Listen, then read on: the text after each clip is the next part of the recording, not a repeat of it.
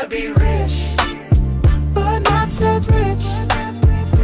Know too much, get left in a ditch. CIA scratches if Clinton's getting itch. Yeah, I wanna be rich, but not so rich.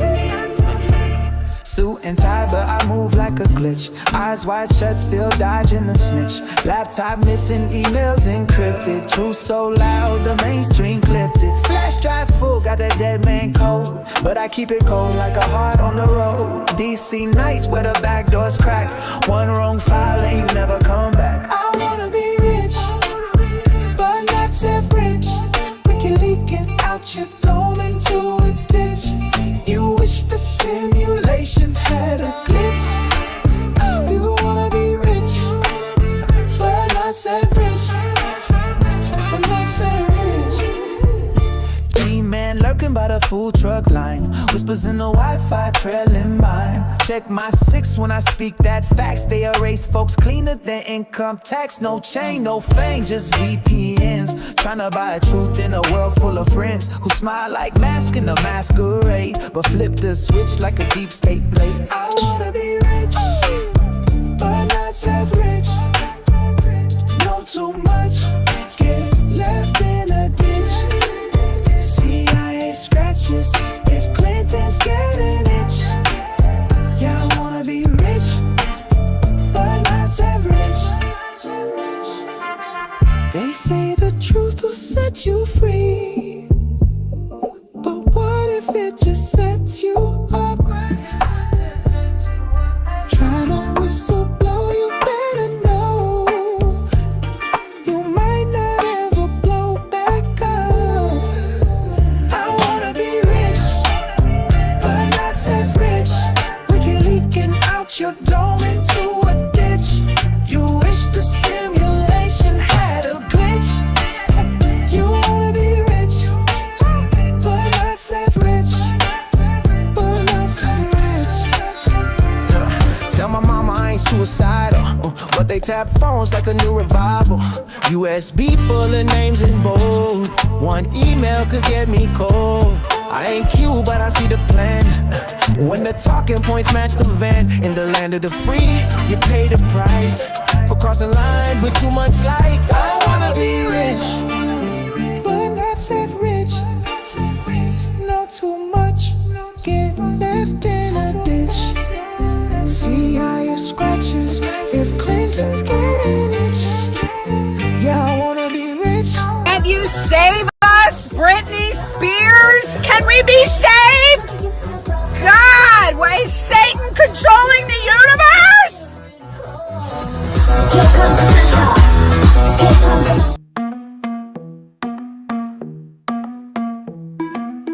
the world we used to think we knew is constantly exposing woo. Our possibilities come true. So what we do is call out to the good guys, good guys. Witches, widows, MAGA, mystics, entertaining cunning linguists, good guys. The forum of the quorum needs a secretive society to advance our philosophies intentionally, magically, good guys. Conspiracy, sex, cults, Jamaicans, it's okay to change your thinking, good guys. Good guys, good guys, good guys.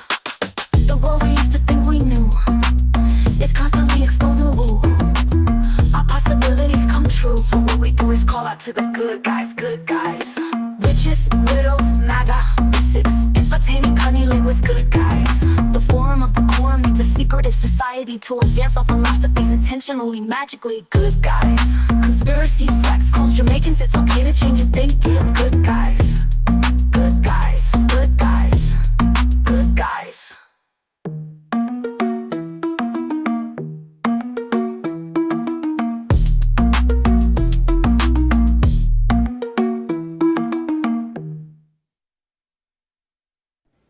Big ups. Happy Friday night. Welcome to another episode of the Secret Society of Good Guys.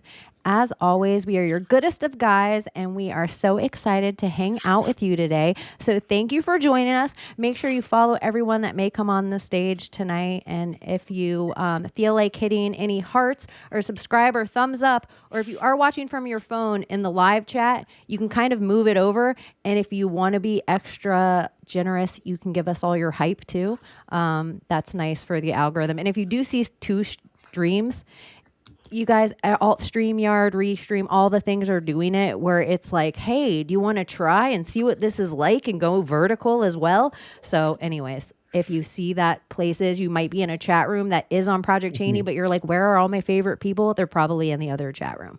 Just so you guys know. So hi, good guys. How are you? Hi. People could be watching us vertical or horizontal right now. Yeah. I like that. You could be horizontal watching us vertical. Whatever turns you on, y'all. Yeah. Yeah, night. vertical is good sometimes. Mm-hmm. Against the wall. That is not like an everyday thing in my life because we don't have man muscles. Right? We don't have man muscles. And I even think men after a certain age, they're like, it's like sex in the shower. Like we've tried horizontal's it. just It's better. cool. Horizontal's good. It's fun until you like pass out and almost hurt yourself. Yeah, you're like, just for a couple seconds. Then we'll just move. And we already starting with this comment or a conversation. If you don't know the Secret Society of Good Guys by now, we do it midnight every Friday night. And you can find us on the Secret Society of Good Guy channel or on Project Chaney, or you can follow anyone else. And sometimes they restream it in places if we get taken down. So yeah, just so you know, do make sure you find us everywhere. Yeah. Well, I'm still feeling, because I'll forget the whole rest of the show. I watch other people do their shows and I'm like, I forget to bring us up again. Like I'll do it. That's why I have to say it at the beginning. Because once we get into conversation, I'm like, it's lost. Business is out the window. Sometimes I just have to remind myself that we're live somewhere so I don't spill too much tea. Like it just gets cozy, like we're hanging out off air with everyone, and I'm like, "You're so right, Riggs. Let me tell you the secret password to Abbie's ATM." Don't tell him that. Oh, that's not conversation I could just have with Riggs. Well, maybe. It depends on how much super chat's been going on. Yeah, right? It does. That's the other thing too that Restream needs to work on, that I've noticed that StreamYard's getting good at, the super chat stickers and stuff that happen inside the chat room. So when people do a heart or a goat or something like, or a golden shit, it does something cool in the chat on YouTube itself. So I hate to big up YouTube, but right now they're doing pretty good stuff as far as streaming's concerned. Okay, nice. I hate to big up YouTube, but right. I mean, you know who we need a big up though? Oh, I can't wait. Well, I was gonna say the conspiracy realists out there who were, shunned and banned. Big ups to you, motherfuckers, you pure bloods out there. I fucking love you guys. And I hate to say I told you so to you other people out there who, just thought we were crazy for like thinking that 6 feet apart was just bizarre, and putting plastic on things is going to prevent things from, catching anything or building. You guys got to catch me up on this though, because I heard there was like a diary, but like, does that really say, does he like admit that he was wrong or something? I don't know about a diary, but what I do know was fucking insane what people were doing for the whole course of the fucking pandemic. I mean, we have to talk about it. I'm sorry. We have to talk about the stupidity that the majority of the people were following and still believed until, yet again, they had to hear it from somebody's mouth on TV saying that it was a fucking hoax. They still had to hear it from the fucking media. Even though the evidence was right in their face, they were still denying anything was wrong with any of it. And now, yet again, the NPCs still waited, still believed it until they heard it from their masters. I plead the fucking fifth.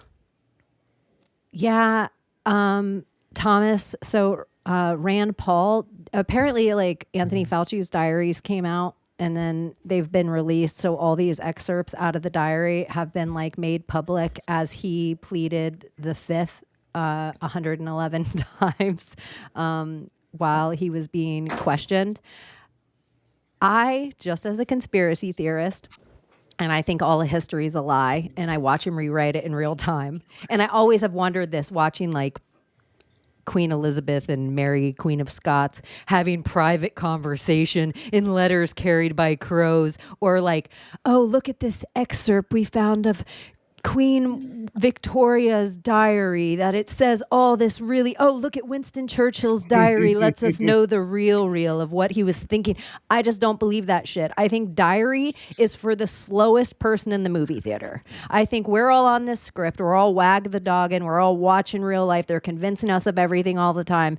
And the diary is for the person in the back that's like, is it the uncle? And everybody else in the movie theater is like, yeah, man, like, welcome to the same movie we've all been watching for years. Like, that's what I feel like. And look at, now we have them saying it. That, like, it's as real as like a taped confession, but it's now, if we did it video, it'd be 2 AI. So like the boomers need it, but they'll believe a diary. So anyway, I just think all of it's real. Dr. Fauci is like synagogue of Satan scumbag, and all of this is a dark ritual and all that stuff. But I also think I don't believe in diaries. I just don't believe it's like a little kid finally getting like, I think my mom just gave me this diary so she can spy on me. I like to think that he like wrote it in an attic with a ballpoint pen. His dad wrote it. They were like QAnon, like looking for him, trying to out him. So like family members hid him in the attic so he could write about his vaccine and safety. That is a really, that is. And then he masturbated. I'm still a little butthurt, honestly. I'm still a little pissed off. Because it's still not over. It's the pandemic is still not over because they switched over to other forums and other methods, and it's the fucking peptide junkies now. That's the whole new, shtick. And it's like, I am sick of y'all, and it's the ones who are the anti-vaxxers, the anti-jab, the conservatives out there. One of them is Ant. I'm going to call him out because it's just bullshit, and he's pissed off about this whole Fauci thing, but you're pushing the fucking same fucking shit.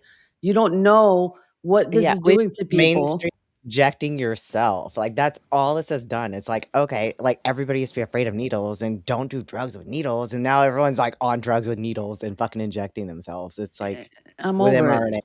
Yeah. I'm over it. Mask up. Mask up. Oh, you can't come in the store without a mask. No, you can't buy food without a mask.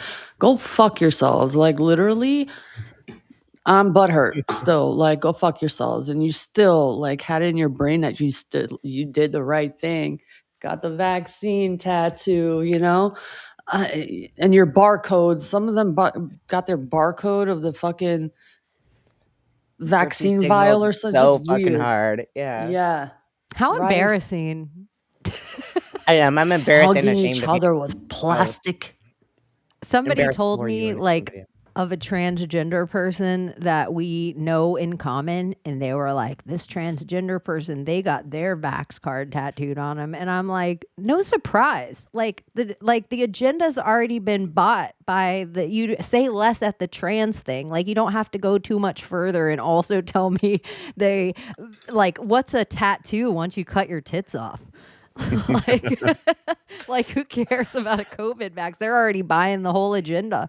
Can you believe they got a tattoo and they're like missing all the skin on their forearm? Yeah, totally. Dude, the skin on the forearm thing, this is like, not to bring it back to the movie Obsession because we talked about it last week, but the weird part of the girl when she stands up and gives the poem at the coffee shop where she reads the poem, and it's like, and if I can't have you, then I'll cut a piece off your forearm and I'll roll it up and stick it between my thighs. And I'm like, Is that a like? Oh She my actually god. says like a trans thing in her poem about this dude. The other thing that I wanted Abbie to watch it today. I was trying to talk her into watching it. I watched like the first 5 minutes. I knew but I got life was distracted. a lot. I was like, if you have time, this is a good. But I also found it so crazy that his name's Bear. And so the whole man versus bear thing that was going around the internet. And so then they make this guy's name Bear. I just thought that was interesting. Also, Bill Cosby sweaters. If you've seen it, the idea that he's in kind of this Bill Cosby print sweater every scene of the movie doesn't fall short on me. I can't wait till you guys see it, especially. I know Thomas I've has. seen it, yeah. Yeah, but haven't I seen it. I feel don't like know if I wanna we can see really it. beat a dead horse It's on once you guys Peacock have right seen now. it. And I feel like once Layla sees it, scorched I'm like earth. I trying know, to I be can't- careful what I watch now. I become that weirdo, y'all. Like I don't want to watch anything that gives me creepy vibes. I don't know why that's a Yeah, thing I now. had I to do used that for to a long love time. that shit. But now I'm just like, I don't know, protect myself. Get the fuck away from me. It's not horror movie. I know as it's not. It is esoteric though, Yeah. in a way. Like I mean, crystals and tarot and wishing Oh, that doesn't sticks. scare me. Yeah, it's esoteric. I would say but knowing how powerful that stuff is that I just mentioned, the rest of the movie isn't like seeing what's happening in the movie isn't a far stretch for you. Because a lot of people don't have esoteric filters at all when Got it. watching pop culture movies. So it's worth watching So, then. yeah, they're like, oh, this thing's going down. Okay. Then I'll watch it. Why the fuck not? It's worth If it's it. not horror, I don't wanna, horror-ish, like- like I demon felt like possession it's- shit.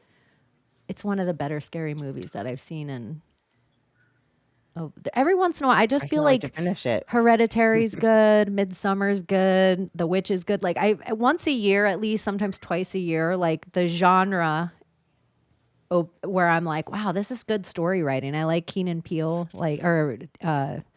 what's his face? What's the guy that does the horror movies from? Isn't this Jordan Peele. Jordan Peele? Yeah, I like Jordan Peele's like first, but then I was thinking like M. Night Shyamalan. A lot of the great movie directors, when they start, it's like their first 1, 2, maybe third movie's good, and they kind of start smelling their own farts and lose their shtick a little bit. In the Blair Witch Project kind of way, I feel like we're in this like time where this movie obsessionally cost like $750,000 to make, which by Hollywood standards now is like Yes, a not bad percentage at all. of what it costs to make a Hollywood movie. So it's just like in a Blair Witch type way, like, we could all go out there with our 4 phones and a decent enough script and actually make something that is, because it's made $300 million so far. Can I just say that I think I love every single M. Night Shyamalan movie I've ever seen. They're not all I like do top too. 10, but I like all of them. I can't think of one that I hated. And I'm going back to the early, maybe not the very first one, which is like a weird Christian movie, but the first like trademark Shyamalan movie all took place in an elevator called The Devil, I think. And there was like a bunch of people were trapped in an elevator. Oh, I think I've seen that. No, I haven't seen it. I've seen the trailer of it. Excuse And they're me. trying to like figure out who it is, and like the light will go off, and then like it'll come back on. It's almost like that game Mafia or Werewolf, Or but Clue, it's like demon but in an all in the elevator. room.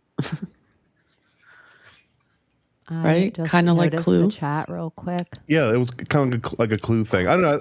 He gets a lot of hate, and people. I don't know, but I think they're all, my favorite one is probably Lady in the Water, or yeah, is that what it's called? Lady in the Water. Yeah. And apparently, it's like one of his least liked movies, but I loved it.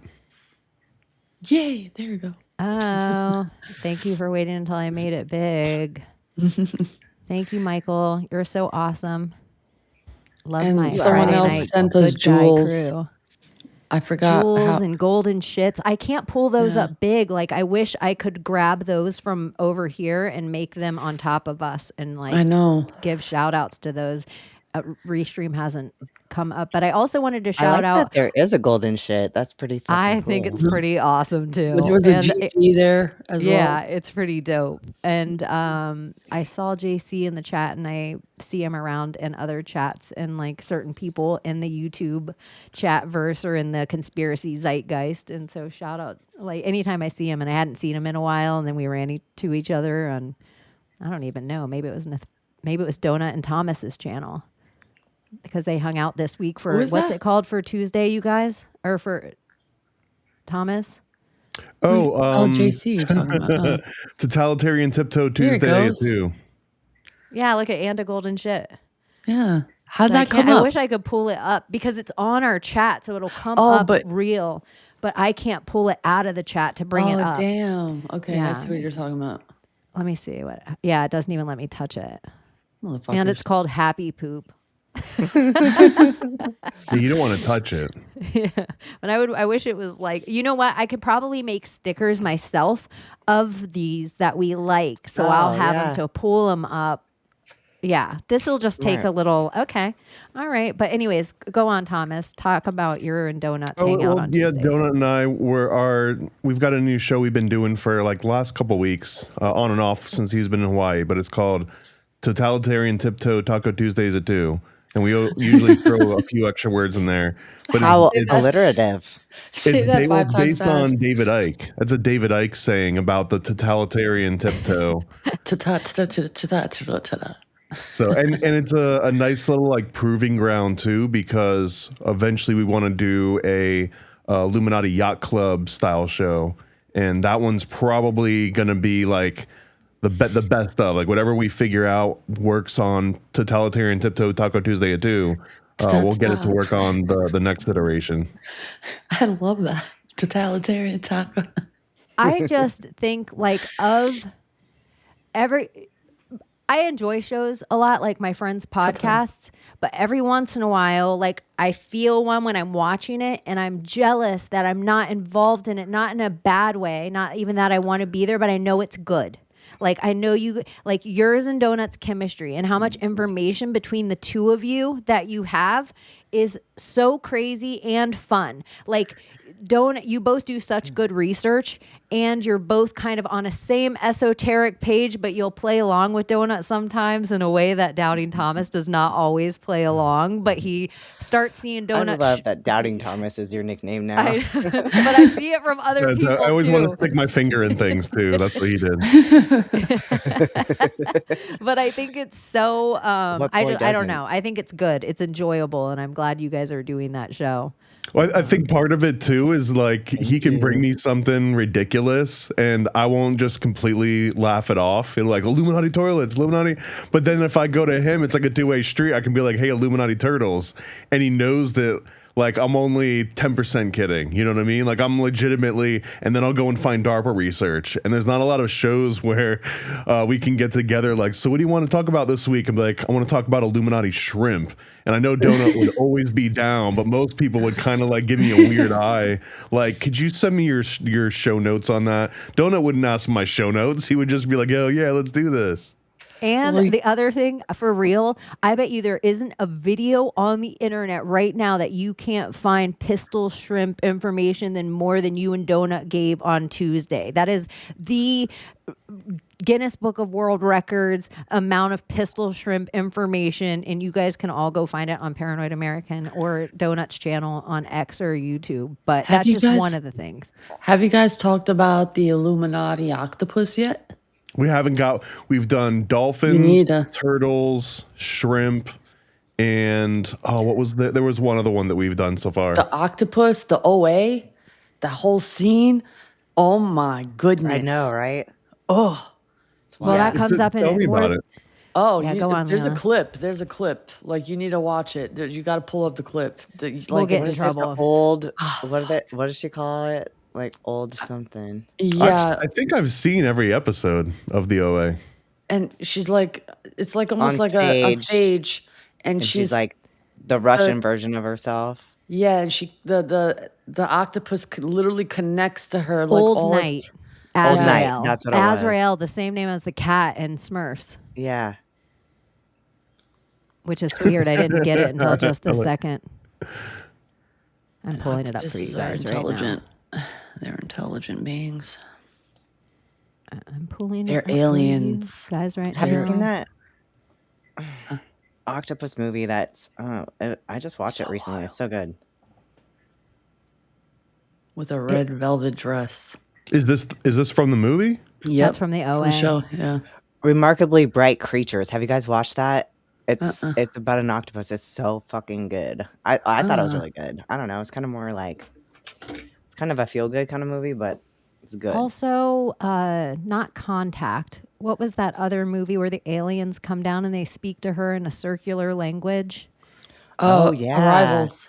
Arrival. Yeah, that movie is octopus as well. I always think that when people talk about octopus of control or symbolism of octopus, I'm like, that movie is. Or hand. Like he was talking about. Like the hand of God. It looks like a huge hand. Yeah.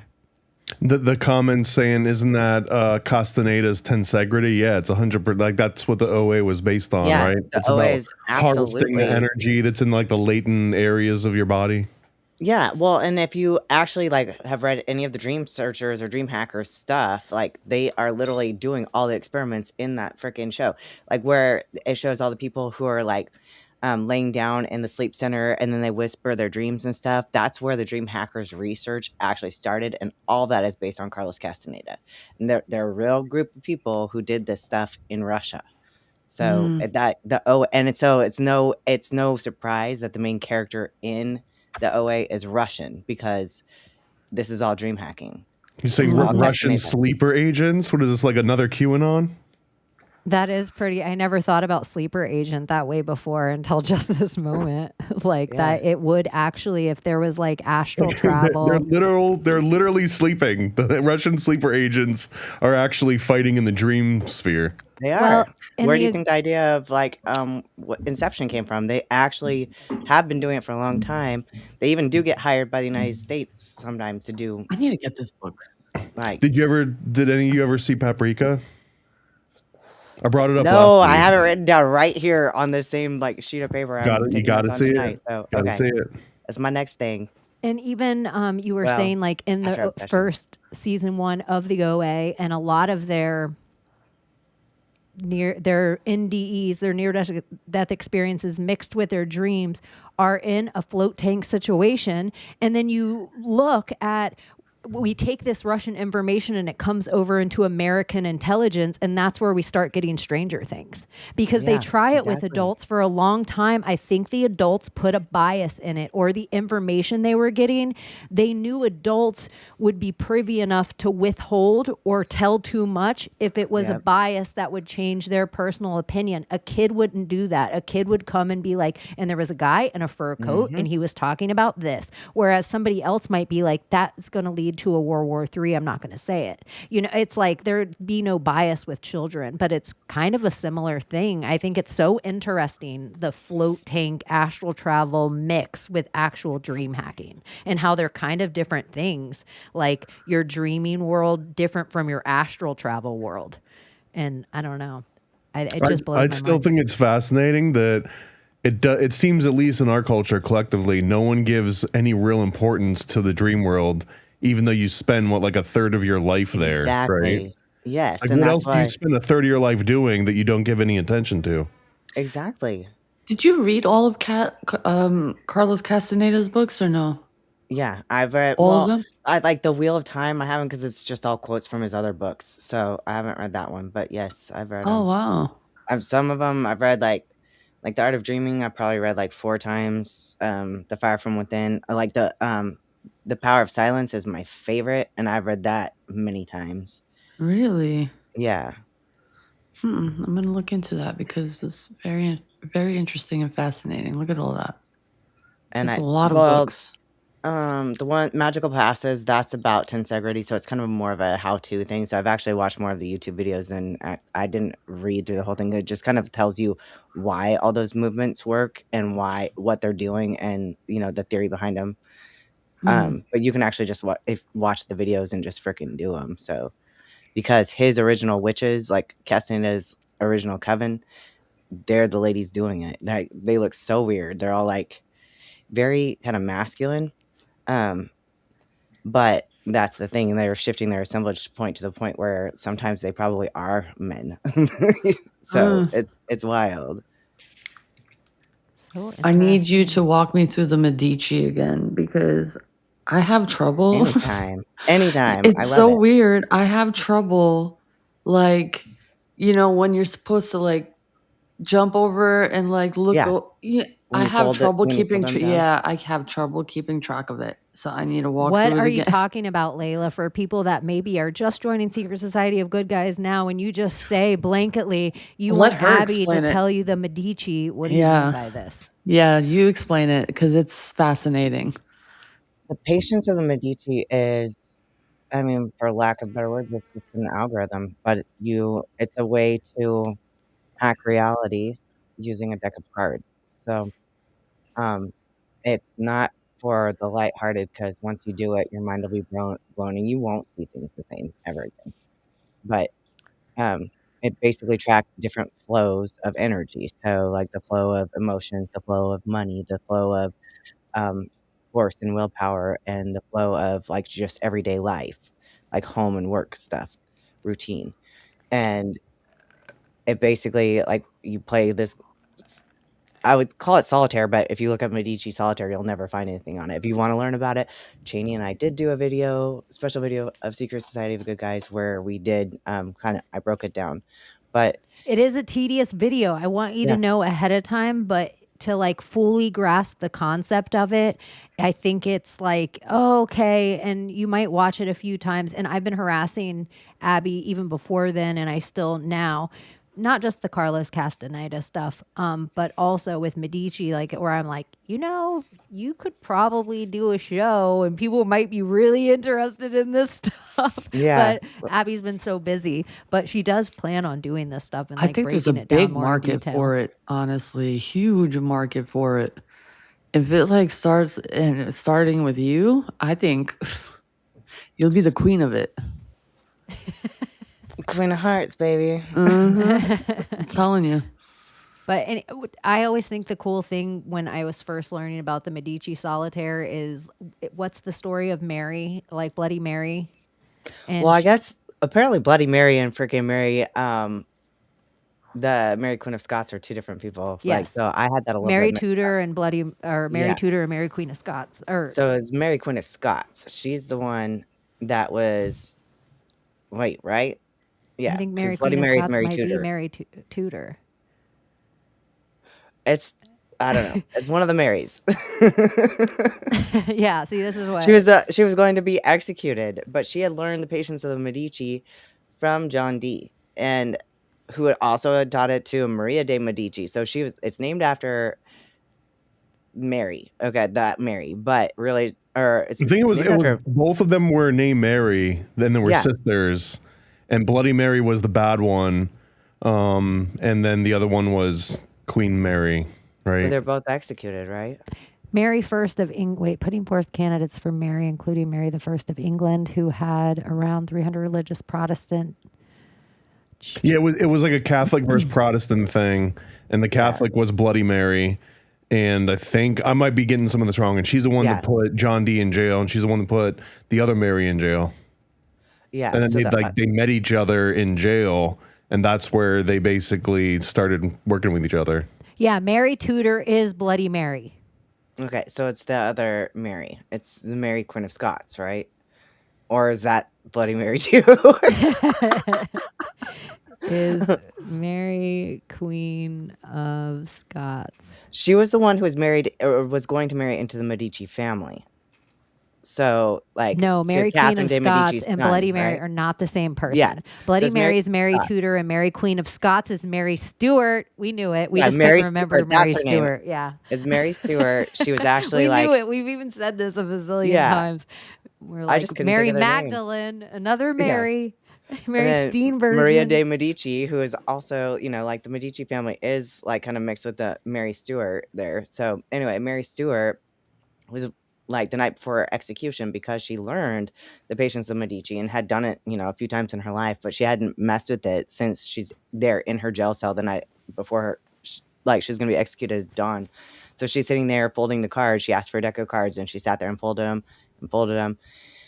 And right before dawn, they came and got her, and she said, "Damn, I almost had it." Like she was like, if she would have folded the cards, she would have been able to enact her chain and watch her chain, and she would have saved herself.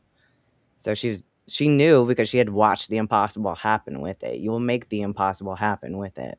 And they said with Bloody Mary, the reason they called her Bloody Mary is because when they went to try to kill her, the axe did not go through on the first time, and then it didn't go through on the second time, and then they had to get a saw and actually saw her head off. Like it became this whole, so there is a thing with folding the Medici and how powerful it is that you can't mess up your own chain. Like she kind of knew, seeing her own chain play out as she was laying her cards, that something was going to happen. And so it was even how close she got, like, did she open up some kind of realm that you can now call her in mirrors because she's trapped between places? It's just interesting to think about, like somebody so close to the end and it not being a natural death where you're like, oh, I'm just playing this on dialysis. You're like playing it as there's a countdown timer going to your execution. That's why I need like that guide for the first couple times that I do it, because it's a lot of numbers and I feel like I have like number dyslexia. Yeah. And it's just like, I need that.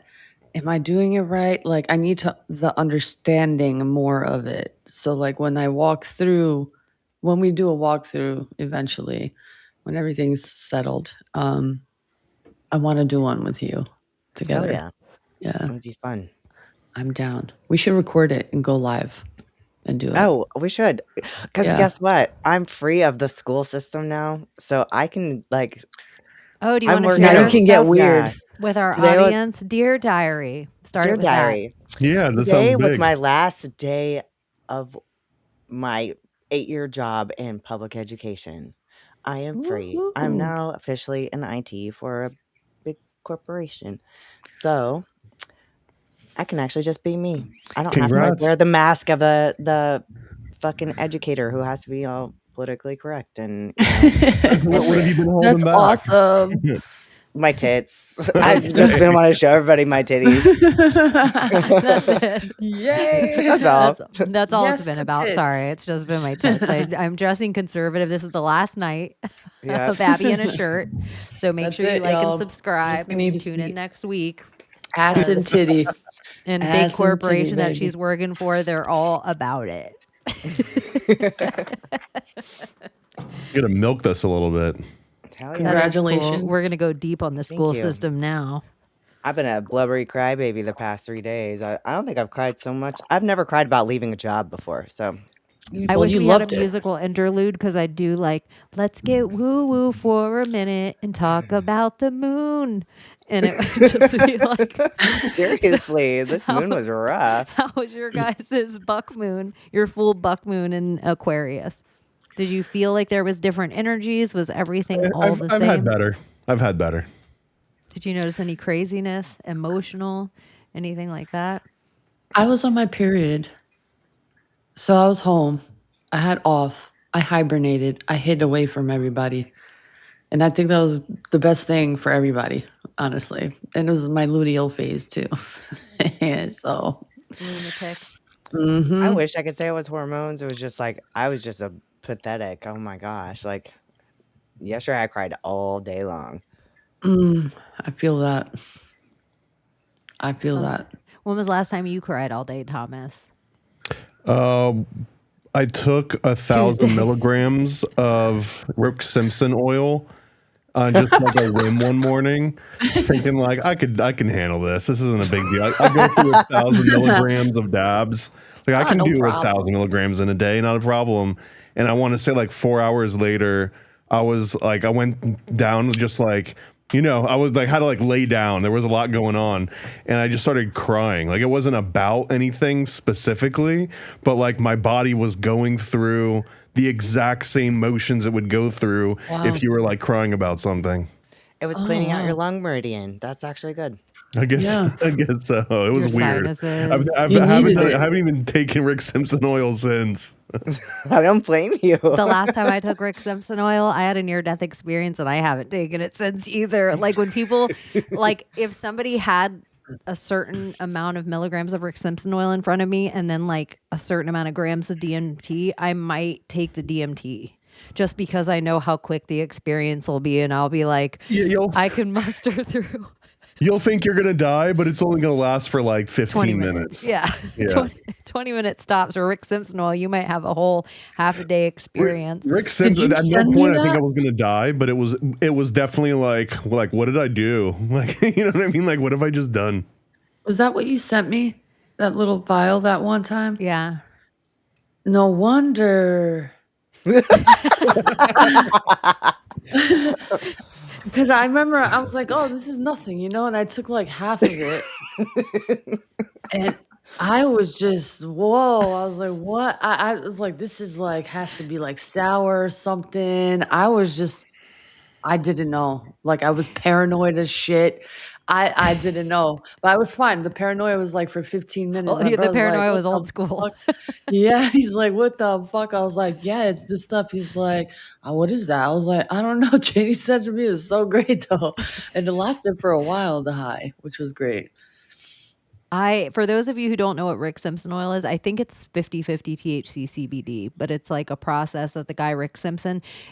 For those of you who don't know what it is, and you may know somebody in your life going through cancer, I just highly recommend that you like research it like a conspiracy theorist. I just think it's like a miracle drug out there, and not enough people know about it. And there's been a lot of stuff against it, I think. But I just think a lot of things that alleviate.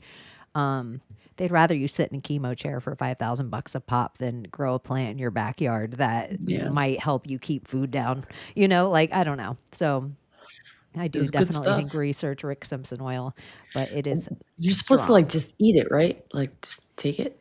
You could. There's the original use was actually your skin. I think that like Rick Simpson had some kind of a skin cancer, and he didn't want to go through whatever treatments they were suggesting him, so he made Rick Simpson oil. And the thing that was special about it is that it's whole plant. He uses the entire plant, like the leaves, the chlorophyll, everything. And I think that most other concentrates, they don't. They basically refine it, they distill it. But no, he didn't eat it. The original one, he actually applied it topically on top of the areas where he had the skin cancer, and claimed that basically got rid of it for him. But yeah, people eat it. Some people put it in like blunts and stuff. I think I would suggest that you eat it if you're going to do it. And you're supposed to put it with something that's got fat. So people put it with all kinds of stuff. But the big one would be crackers with peanut butter. And you like put it in the oven for a little while. I don't know what the whole process is. Again, I just straight up took a syringe of it, like 1,000 milligrams, and I think I like put it in a piece of bread with a banana and just went at it. Yeah, I put it on the tip of a spoon and just was like lick, and then I just drank. So he used it like black salve, which is like that stuff is so potent that if you actually have something like cancer or something like that, it can make an actual hole in your arm where the cancer was. It'll draw it out. It'll kill it. But yeah. There's so many studies you can find everywhere on it. Look into it.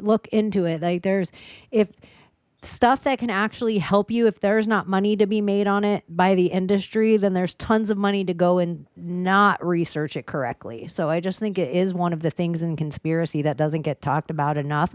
And I know there's a whole like contingency of people out there that they're like, these are all the reasons marijuana are bad, and here's all the reasons versus alcohol, and here's all the reasons versus this, and here the same way you could pour like moonshine and make your wound all antiseptic, antibacterial, and stuff like that. There might be a medicinal value of it. It might not be to drink unless you're in surgery. Like there might be some things that you're like, we need to knock this person out because they just broke their leg and we need to reset it.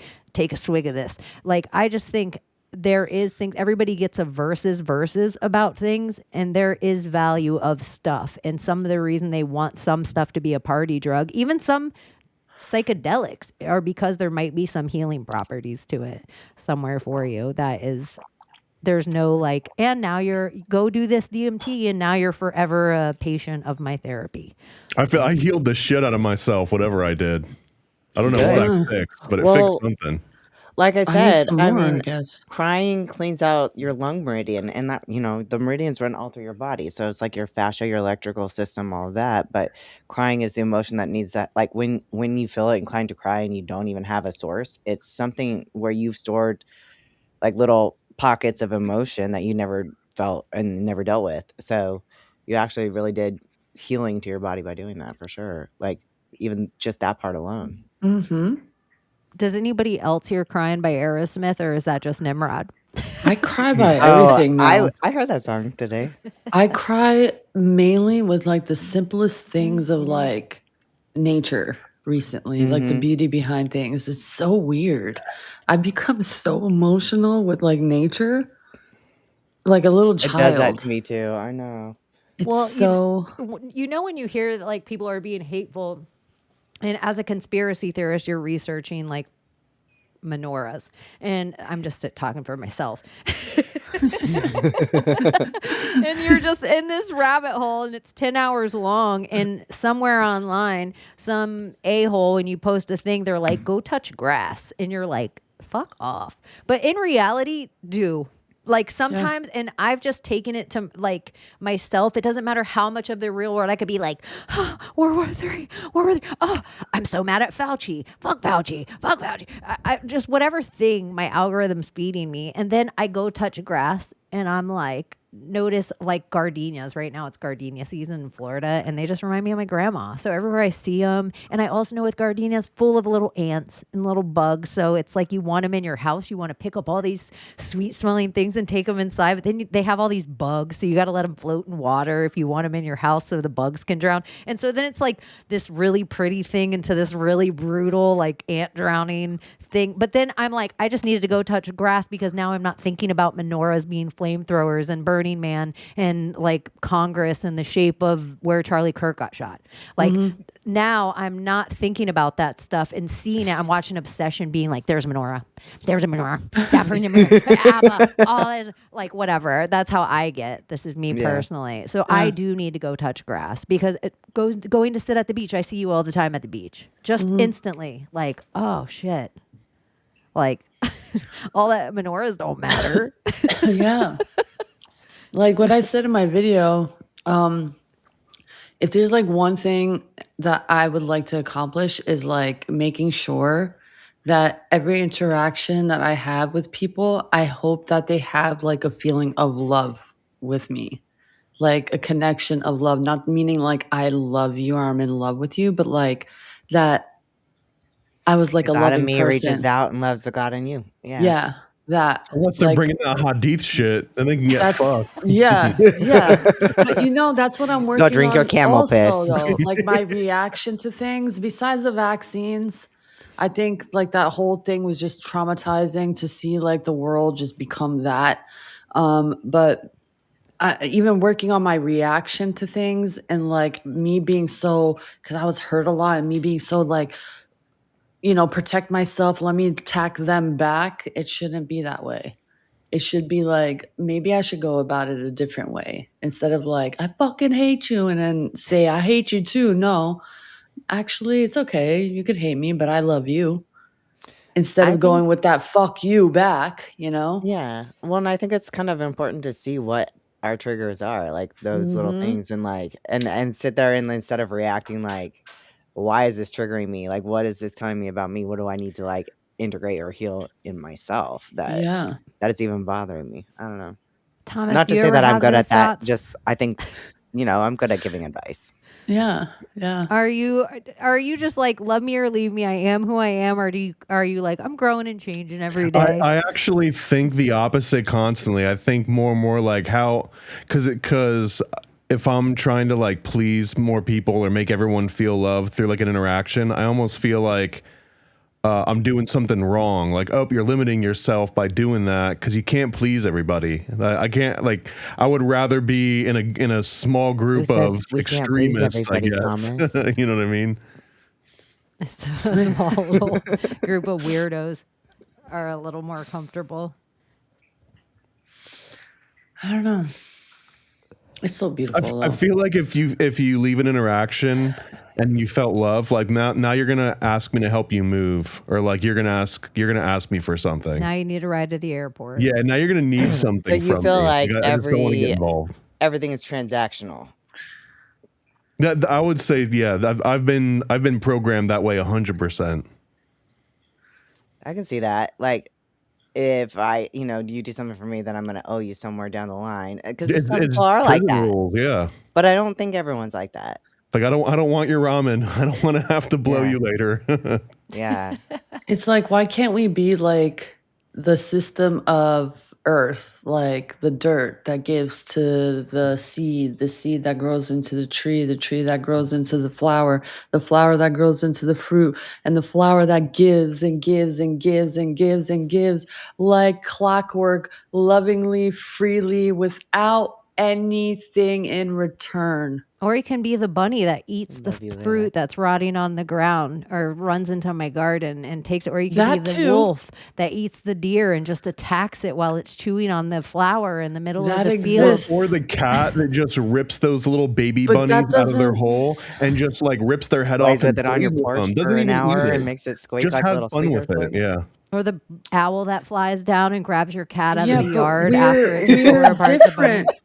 We're different. Love you guys. We're the thing that worships. We're the thing that records on this planet. We're the thing that leaves the footprint and stamp of things. They leave bones. Yes, we leave bones, but we leave art. We leave memory. We leave proof of worship. We leave proof of our existence in a way that's totally different from animals, in the sense of like, trees are different from animals. They just do, they give, and they don't ask for anything in return. And us, we are like a tree. When you really think about it, we give and create, and we leave our mark just like a tree does. And it's there for hundreds of years, and our mark is here for hundreds of years. And I feel like that's what we're kind of missing in the sense of humanity. It's like, why can't we just be like the giving tree and give and give and give each other?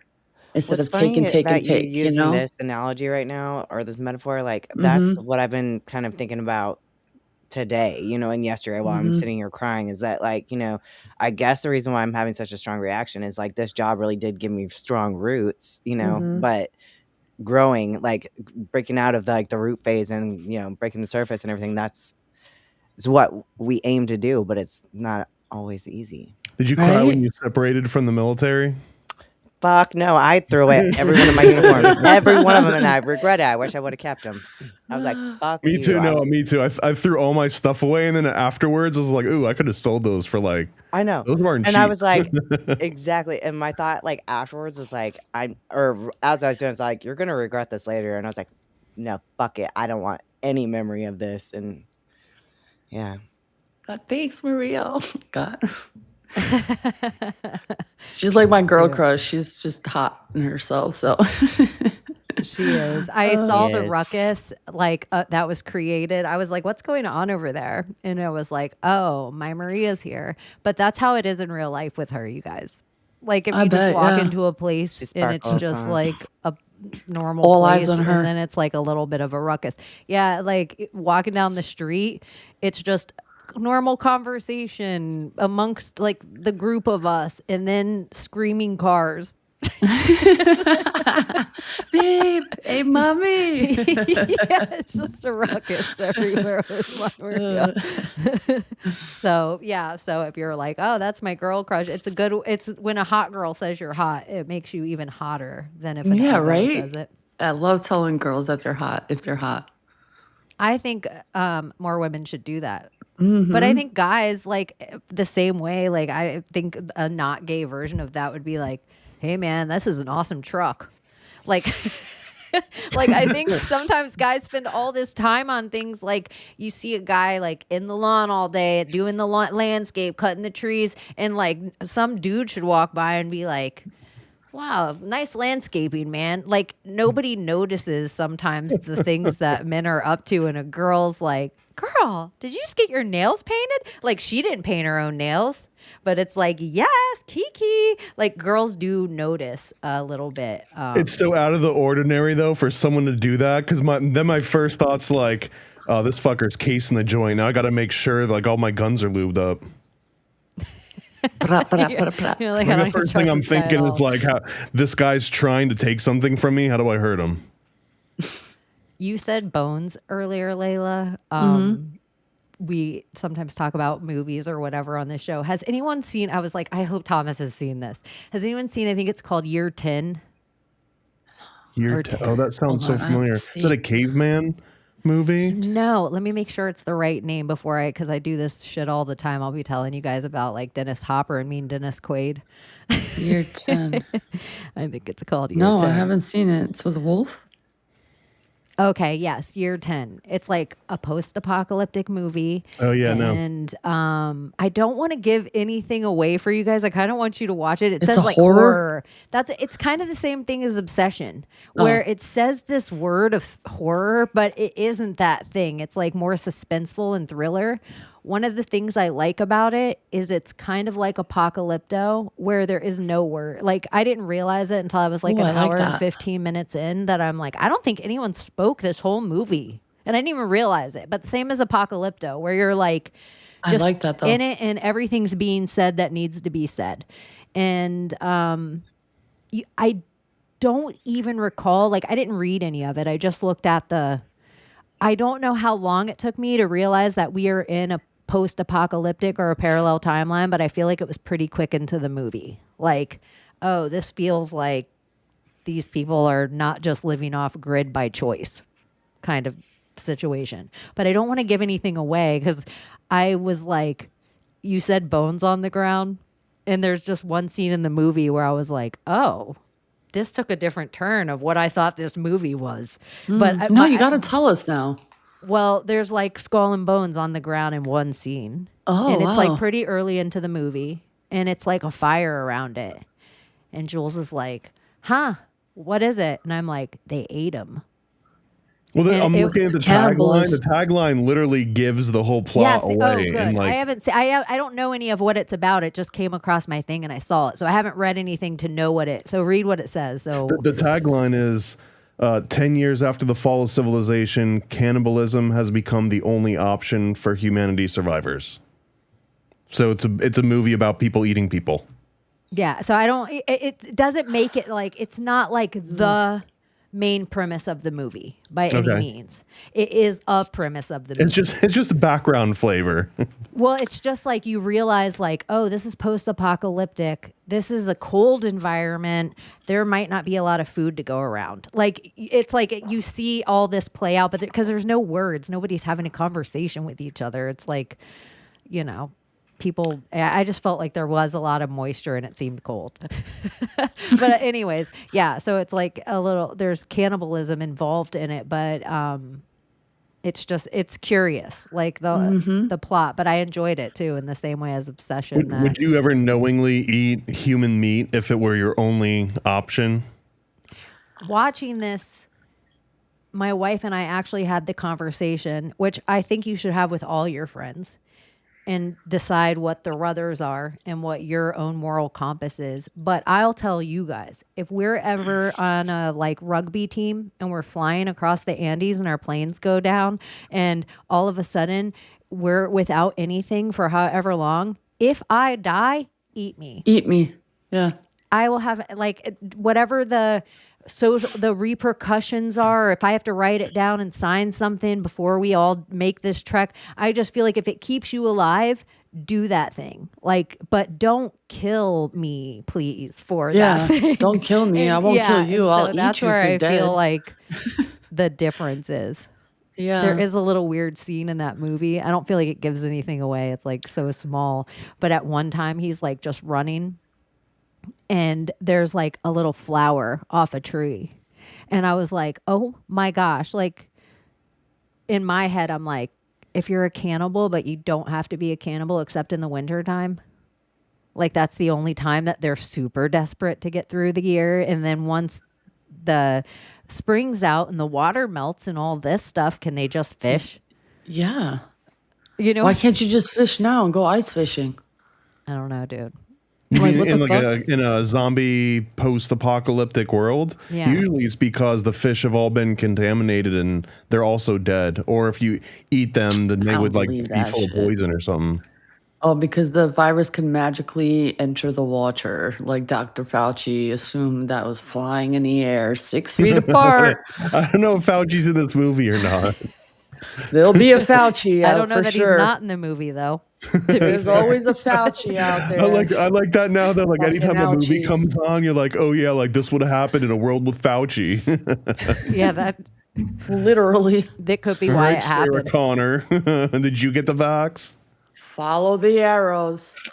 I like how before we even got to the 12-minute mark of this episode of Secret Society of Good Guys, make sure you hit the like and subscribe.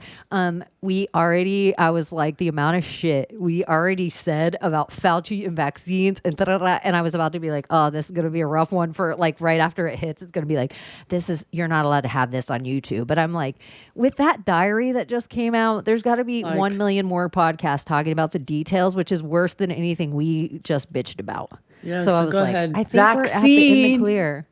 Yeah, I think I we're in could the say clear. the word. I don't have to think say it- schmaxine. At some point, they just realized it was more profitable to mine everybody's data instead of silencing people. They would rather track what you're saying and who's following you and who's clicking like and who's doing super chats and adding comments so that they can build a profile on you so that they can either sell something to you or arrest you. One of those two. Arrest me, motherfucker. YouTube has a thing that they do, like every app has it now where they're like, do you want us to make an AI version of your thumbnail? Like the computer listens to your whole show and then it'll do an AI version. But you can also go into YouTube Studio. And in YouTube Studio, it will like take everything you've ever said on your channel and then it will suggest to you things that you should make topical or I should do a hate show their about. suggestions so much. They are the worst. I should pull some up while we're talking. Yeah, just do to it see what it's please, telling me. because everybody, you guys all know what Thomas is up there talking about on Paranoid American. So wait till you see what it pulls up, because it'll pull up something like, do the angels make a homunculus on Gulliver's Travels? It like adds 10 things together that he kind of talked about and to make a Masonic Luciferian cult, and it'll make this like a question, and then it'll make you a thumbnail for it. And the illusion is that they'll push you on the algorithm if you do this thing, but I just think it's starting to make the little tiny gaps it has in AI history that it can't make sense to itself. If it can get us to go on and talk about these topics, then it can attach dots between the stuff that makes no sense that people are talking about. So it's like It's actually goading got a people. few of these nailed, but it's making suggestions that I've like already done. Like, yeah, congratulations. You just summarize like the content that's already. Well, here's one of them. It says how 1980s Saturday morning cartoons normalize the surveillance state infrastructure. I don't know if that's the clickbait title that would really get people clicking, but that's basically a review I did on like G.I. Joe. Here's another one. It says the Mormon Skull and Bones, decoding Desiree's influence on global intelligence agencies. I mean, those sound legitimate. Maybe it's getting better. Like it's, because it started maybe like 5 weeks ago, like adding the extra stuff. It's got Illuminati toilet suggestions in here because of the donut. What does it say? Belphegor's blueprint: why modern waste management systems harvest occult bioenergy. That's basic. That's donut. It's trying to have me moving on donuts territory. It's like, oh, you obviously like the Oracle of Delphi content. Like, let's put it on. I What? should look it up on here. Who said that? Hold on. Wesley said to search that U.S. patent, and that's a very interesting patent. Is it ionosphere? Smart dust usage and something about Mapping out things? a user making payment using micro something systems devices with Share your smart screen. dust. Hold on, let's see. How do I do that shit right here? You guys, you are witnessing Techno Layla. Watch out, Yay. Abbie. She's going to come take your job. Can you see it? Yeah. Yeah. How do I You can zoom in. zoom in? Enhance. Oh my god, what the fuck am I doing? You can move your like Oh thumb my and God. finger over your mouse, make it wide, spread it out. I can't do it. I don't know what I'm doing, y'all. Try the control key, hold that down, hit the plus key a couple of times, zoom in. Control plus. Yeah, right, just like that. Yeah. You guys are witnessing. Is it working? Nope. This is Uncle I'm Alert. not tech If savvy. anyone wants to do an Uncle Alert. Anyways, I am Let me- not tech savvy, let me see. unfortunately. But yeah, it is U.S. patent. U.S. you're gonna read it. Where it go? US 113-54666B1. What Oh, does There it you say? go. Read it to us. got to get a 666 in there, huh? Fantastical. Oh, look out. Layla's using technology. That made Abbie laugh too. I was like, she's gonna come steal Abby's job. That made Abbie LOL. No, come work with me. Shit. We'll have some fun. Teach me your ways. Little tech. Is See, this a good guy help desk tonight? yeah, it would be kind of fun if we had a techno song that came on and Layla took us on a ride Heck because fucking yeah, making her techno AI for say life, God 50 baby. times was like techno Layla, techno Layla. Yeah, How do you know I it's like Did techno? you guys know? Layla is Greenhouse. techno. That's Techno is her. life, bro. You don't even know. Albanian techno will hit you in a place you've never been hit. I love techno. It's so good. Layla's Albanian music will make the energy come out. Hell yeah. You're like, oh, Albania. Everywhere I go. Albania's got some bops. Yo, Albanians have balls, bro. They're still fucking protesting. I don't know how long it's been. Over almost 2 months now. Fighting parliament. Well, it's getting good tear if they're gassed. at least if they're at the edge of the water line. A whole bunch of Moroccans won't be able to sneak in. Well, we established on the earlier show that Albania is one of the lowest trust societies on the planet. Apparently. Look at if Layla is the only person we ever meet from Albania, and we all other represent different nations. And you said Layla's the least trust nation on the planet. It'd be like, yeah that tracks. Yeah. I mean, it wasn't, but now it is, because of all the fucking corruption that's happening. And all of this is all planned out. There is going to be a war there with Serbia. They did strike a deal with Israel and sent a bunch of like military aircraft and whatnot, military deal. So a lot of this is just, stirring up the pot for what's to come. So be prepared. I'm saying it here. There will be a war with Serbia and the Balkans. And Is there a poly market link that we can put in the description yet for who's going to win? Oh, I don't know. I have no idea. Honestly, I want to stay out of it because I'm not about war and people dying. So if they want to kill themselves, fine. I work with a Serbian guy. He's really nice. He's really sweet. I treat him with respect. He treats me with respect. What y'all want to do because of the past, go ahead. Y'all still haven't grown. But yeah, with that said, did you see that video I sent you of those ladies who do the Ouija board thing? And they ask the weird questions? Yeah. I didn't see the one you sent, but I Okay, well, like that.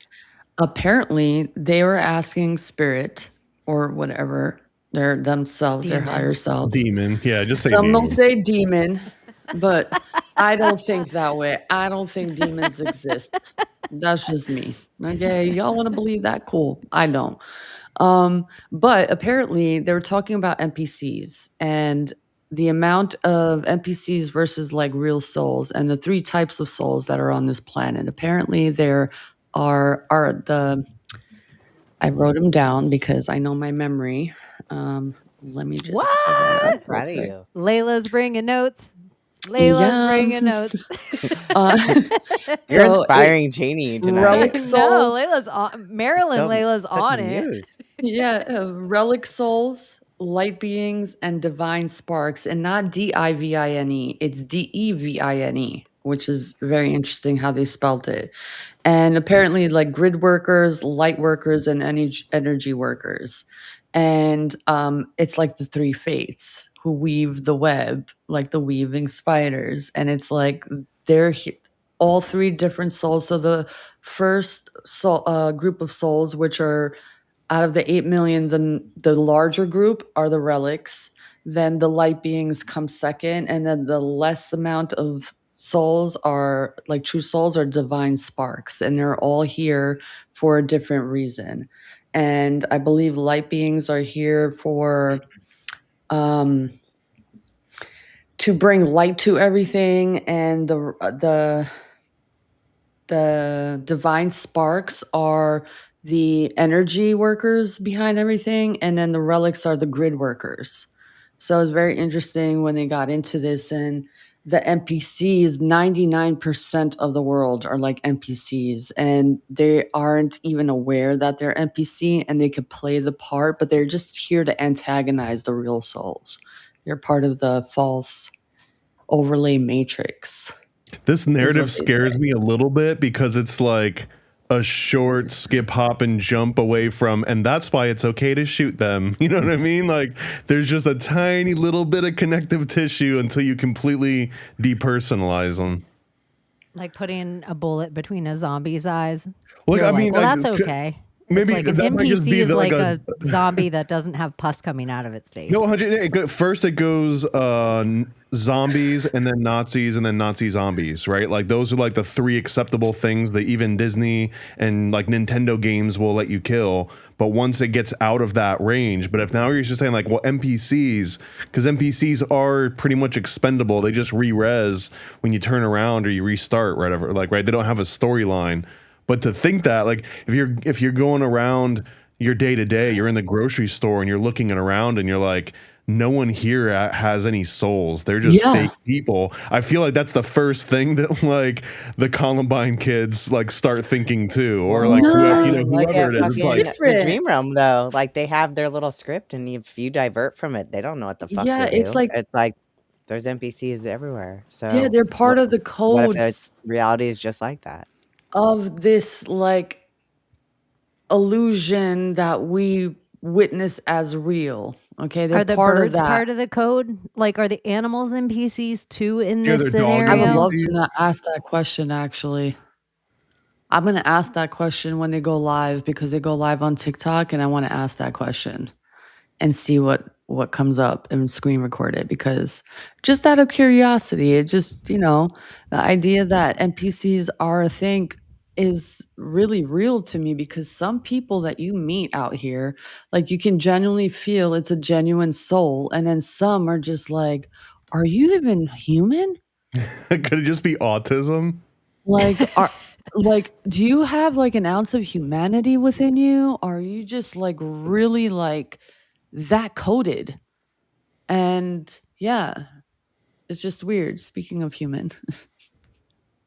But in the same way of, it's kind of talk like about it. weird. Sometimes quantum physics stuff also goes when you read like super old, different religious text from different religions. So you get this thing like weaving, and then you see this thing like a tesseract, and you're like, oh, like this takes on a whole different meaning like this.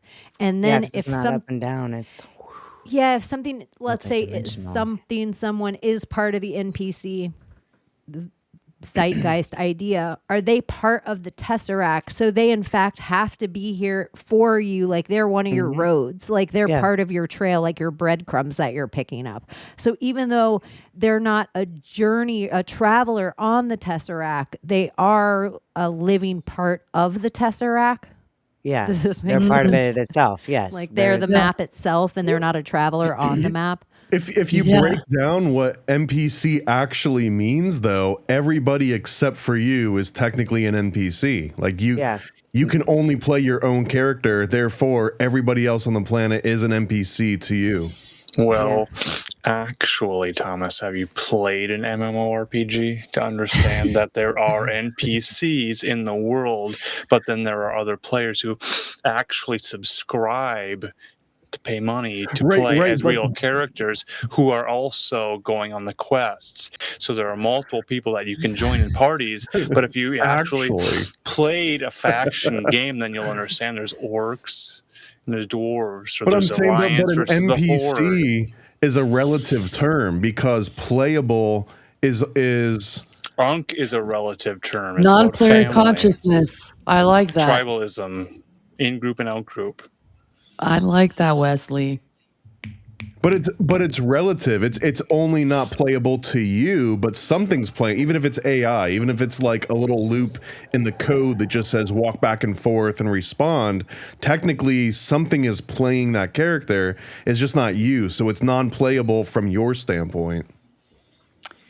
It's a code that's playing off on its code, just like the tree is playing off the tree roll. Here's and a doing its crazy thing. idea. You know how like you're saying like some people feel like they have a soul. So whatever is driving them, God, source, whatever you pick for this thing, they're the ones without the free will. So you're not attached to the NPCs. You're attached to the different driver of you that they're attached to too. So you feel them. So you guys are actually attached to the same source, that it's not that they're not attached to some source. They're not attached to the same one you're feeling you're attached to. So it's like almost like there's dueling characters like GTA, like God TA. And then there's these different factions being played on the game board right now. Yeah. But some people you feel attached to. So are they being played by the same thing you're being played by? It's like, Good.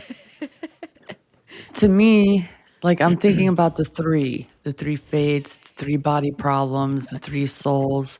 And it's like the three angles, the triangle. And then I think of light hitting the glass, and it creates that prism. And it's almost like that light beam, which is source, that creates everything that hits the mirror, that prism idea. What is that called?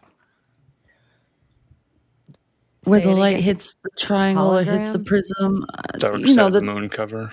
that field of light where it's like it hits the lens or it hits the glass and it bounces off and separates. reflects. Yeah. Yeah, I think you and said, I think it's separates. prism. I think Just that's prism, what it is. And it's like prism. that in a sense. And they have your non-soul beings, and then you have your special three soul beings.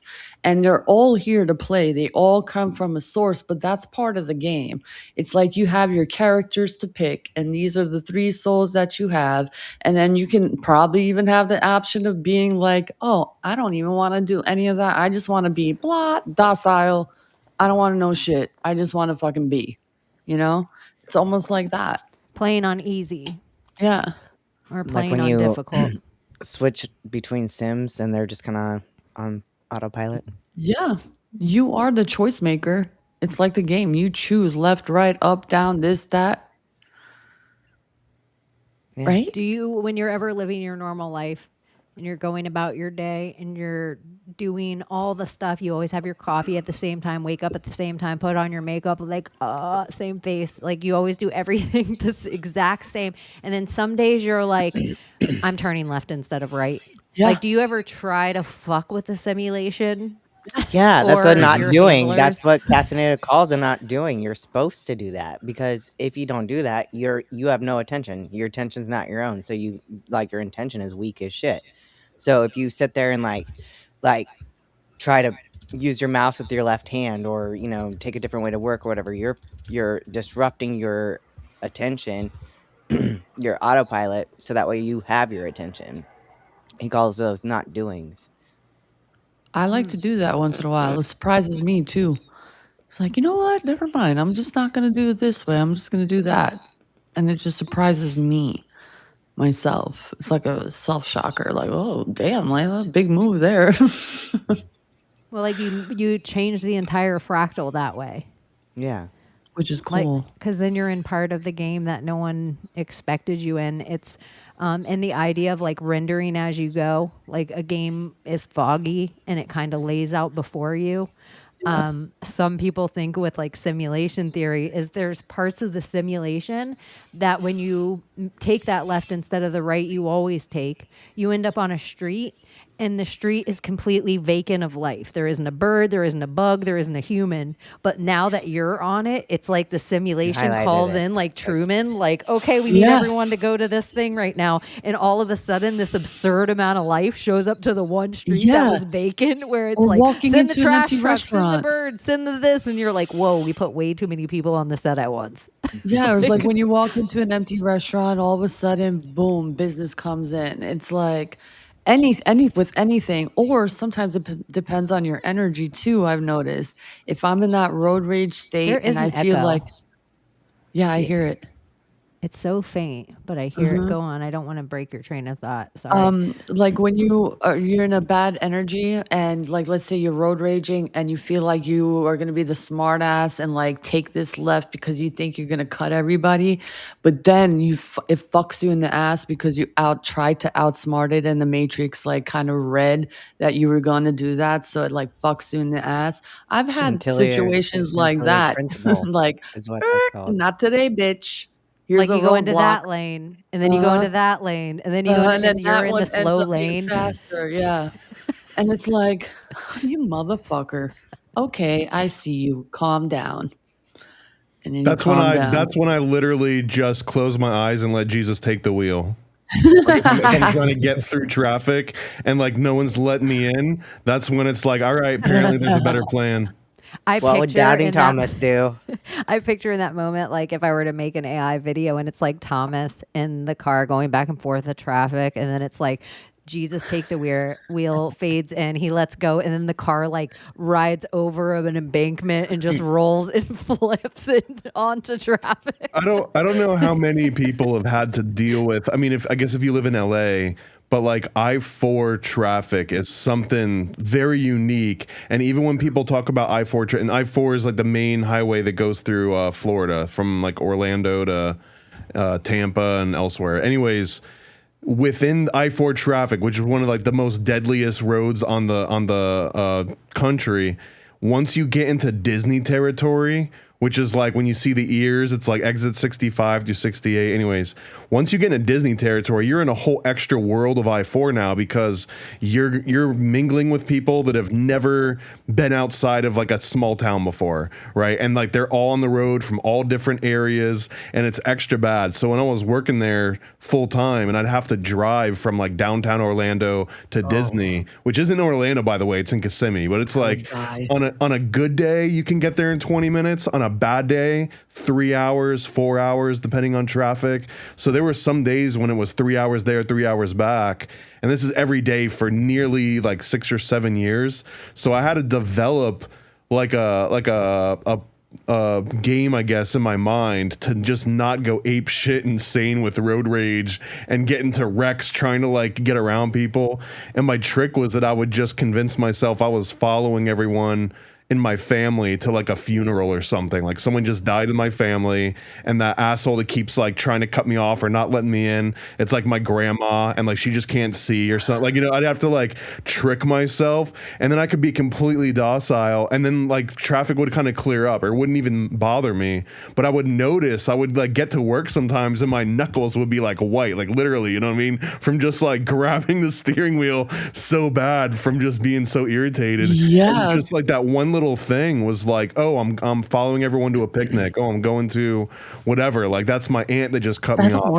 It made all the world a difference to me. I stopped like white knuckling.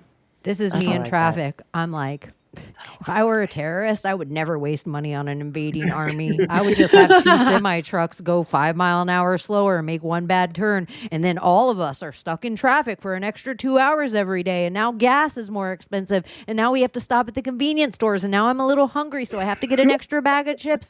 This is the shit I would do with my Lego brain to relieve. I could probably take like just 20 people and put one in Atlanta, one in Chicago, and one. I could just put them in these little hubs, and they would eventually eventually mess up the traffic me. around the whole country every day, and I could just pay them little minuscule amounts of money, and I could tell them to Uber for the rest. In fact, I don't even have to You tell know them the what? plan. I could just have them Uber, and I could just make them from other countries and make them Chaney, drive trucks. Sorry. You're Doofenshmirtz. Like, if any of you guys have watched Phineas and Ferb, that's like a total Doofenshmirtz plan. I fucking love it. I don't know I, what on it the is. other hand, am like, He's like the fuck you, ultimate you bad guy 'cause motherfucker. he's Get out of like, the fucking lane. Get he's out of just the cute. fucking lane. Bah! Blink, blink, blink, blink, blink, blink, blink. Get out of the fucking lane. Get into the fucking right lane. Bah! Like road raging. I can't. What is your road rage playlist? What do you listen to? Oh, it's all but Zen. Nothing but Zen. The Alan Vedic, Watts. Get off you the know, Sail away, the sail away, Oms. Classical sail away. Minnesota Public It's Radio. the most triggering thing ever. Ay, ay, Enigma. ay, ay, ay, ay. Oh, Get the fuck it's out all of the right Zen. lane. Gongs, Forest. chimes, all of it. No, doesn't help. Schwangle. The Doesn't return help. to innocence. If I wasn't Ay, ay, scared though, ay. like the only thing that would help me is smoking a joint or a blunt in the car. But now I'm afraid to do that because I don't want to go to jail, and they will arrest you for that here. Yeah. And I used to love doing that in New York City, just fucking L ride everywhere. And I feel like all DUIs are felonies or something in Oklahoma now. I think they just passed that Wow. law. Oh wow. Yeah. What I is- know what are they people about? into prison over felony DUIs. Like Oklahoma, I think like just in January they just passed a law where all DUIs are felony.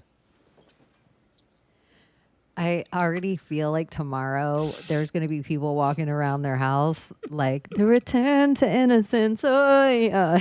And they're going to be like, damn I it, know. secret society of good guys. Is there a collection of songs on one CD? Depends what kind of My mood you're in. favorite thing to wake me up in the Something middle of the moods. night. It was called Something Moods, Alan Marcus. You're going to have to order that for the collection. It's But on it my was shelf in the strange. other room. You would have the volume like super low, and then that commercial would come on and wake you up. The volume out for some reason for that commercial was just super loud on purpose. And it's 3 a.m. and you're waking up by, And for whatever reason, the commercial that it wasn't a video of any of the real videos of the songs, but it looked really cult. Like I think they just sacrificed somebody.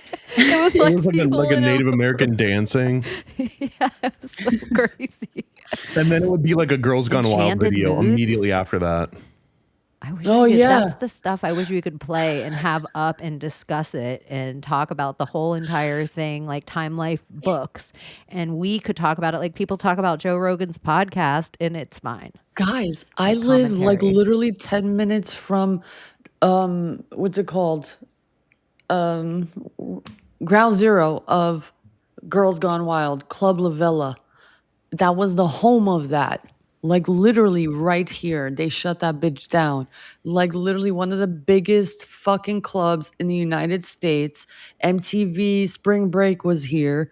Like every fucking show that you saw during Spring Break was played at Club La Villa. And the stories that I've heard about this club, man, being here, I'm flabbergasted. Like the amount of drugs alone, the amount of rape stories I've heard, insane. Like insane. We do need to return to innocence. Yeah. You should make a documentary. What is that? Oh, What yeah? is that? No. You just pulled took right down. They took the music off the guy. There's a guy who sings it, James Jones, and he does that theme. He's a notorious Cree. But they took it down from him singing it. So I was going to play it, but then I realized it was playing something else. If Summer came on Such right a now sacred just to song. sing Return to Innocence and then left, I'm just throwing it Well, out there. someone If she summoned flew- Summer. Did like Yeah, they she was said in in the comments? They said I took a picture of it and sent it to Summer. Yeah, like I mean, You're like being if Summer summoned, just Summer. randomly flew in here and then just sang because she knows every lyric to every weird song, and now like that song stuck in my head, but I don't know any other lyrics to get it out. But Summer will just come on and sing them all. You can't play it because it'll get us pulled off YouTube. Was that her? Someone or William No. said some of us can bring up the energy in any. Oh, is that any Summer or the room." real thing? That sounded like Summer. That sounded just like It sounds Yeah. like summer. I was like, don't play it. We'll get pulled off YouTube because I thought it was a real one. The sounds of summer. Yeah, that's I think what it was called. The Oh, she definitely knows the lyrics to that. Oh, look at this. This is Summer so School Musical. amazing. This is Secret Society of Summer. Yes. Guys, it was called Pure Moods Return to Innocence. That was the ad that they were advertising at the night. Okay. So they had Enya on it, and it was called Pure Moods. You don't remember? I'm not going to start singing, but you're going to sing that. Hi, guys. Please sing whatever songs you remember from Pure Moods. Hi. That one. Hey. I really just thought you were going to fly in here and hit us with like 5 tracks from Pure Moods right now. I was going to, but I didn't. Well, I got stage fright all of a sudden. If we're talking about Nimrod. Alan Marcus was there from the beginning. He usually comes after. Alan, you make me nervous. Why? He I was. don't He was. know. He I was don't know. too excited, and Secret Society of Summer doesn't know Alan and Marcus like that yet. Oh yeah. He'll probably have to sing Pure Moods to you, and then you'll feel cozy. just because it was the same time period. Does anyone remember Jordy, the little French like 8-year-old rapper? He was like the youngest rapper ever until Eminem. Yeah, came along. vaguely. Whoa. Jordy. I remember Muzzy or Muzzy. Je suis la vie. Remember him who used to teach you how to speak French? That wasn't him. That's You know probably the an guy? island thing. You know how No, many he was people an were saying that? It infomercial means that like came I'm a little on. girl. Okay, Jordy. I don't know Jordy either. I'm Neither trying me. to find it, but it doesn't even pull up a kid. Jordy was like a I swear he was like 8 years old or something. He was like this little like white French rapper kid. French, 1990s. Oh, yeah. Let's see if it pulls it up with that. Oh, weird, dude. It's such a young. Is this it? It makes me feel weird even having His face looks familiar, but I don't remember him. Just they played this on MTV in the early 90s just like on a loop. Is this it? That's Jordy. Yeah, that's Jordy. That is insane. Like that is such a young child.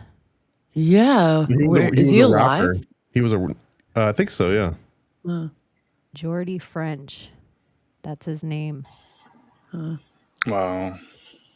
Yeah, that's insane. That's probably Macron. That's probably the person who runs France now.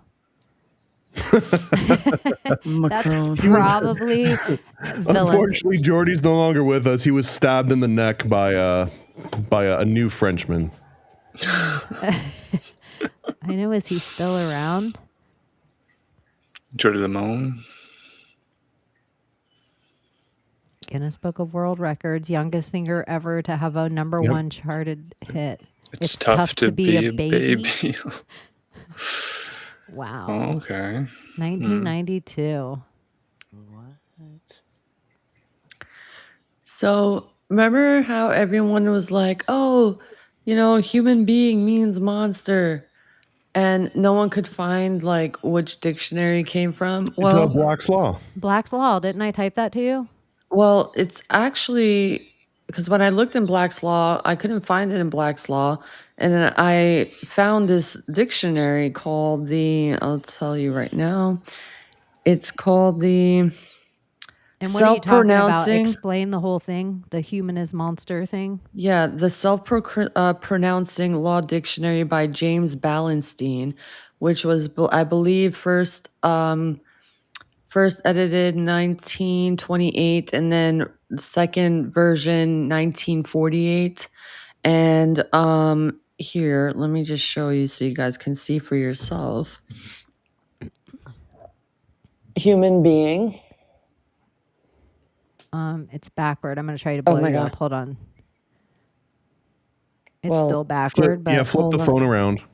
How do I fucking do that? Hold on, let me Do you flip have my a camera. mirror that you could use? I could flip my camera, I think. Right? Mirror. Yeah. Okay. There we go. Okay. A human being. You see it? Sea monster. Okay. Hmm. Same book. Monster. Oh. You guys see that? Yeah. And then it but just says a human being. No. read it to us because it kind of doesn't do it justice. A human being by, what does it say? I can't see. Some part resembling a lower. Hold on. There we go. Can you see it? A lower animal. Yeah, resembling a lower animal. And then automatically I thought goy. And then I'm just like, okay, 1948. The UN was created in 1945 in California. Truman, CIA, all in that time frame. And they use those books in our law schools, teaching people by that book, apparently, using that book for law. And that word describes us human beings as monsters, but as a lower animal. And then when I ask my machine, it says it comes from the origination comes from monstrous birth. And it gets into this weird thing where it looks like a human, but not a human kind of thing. I just couldn't, like, it was just, I couldn't take it.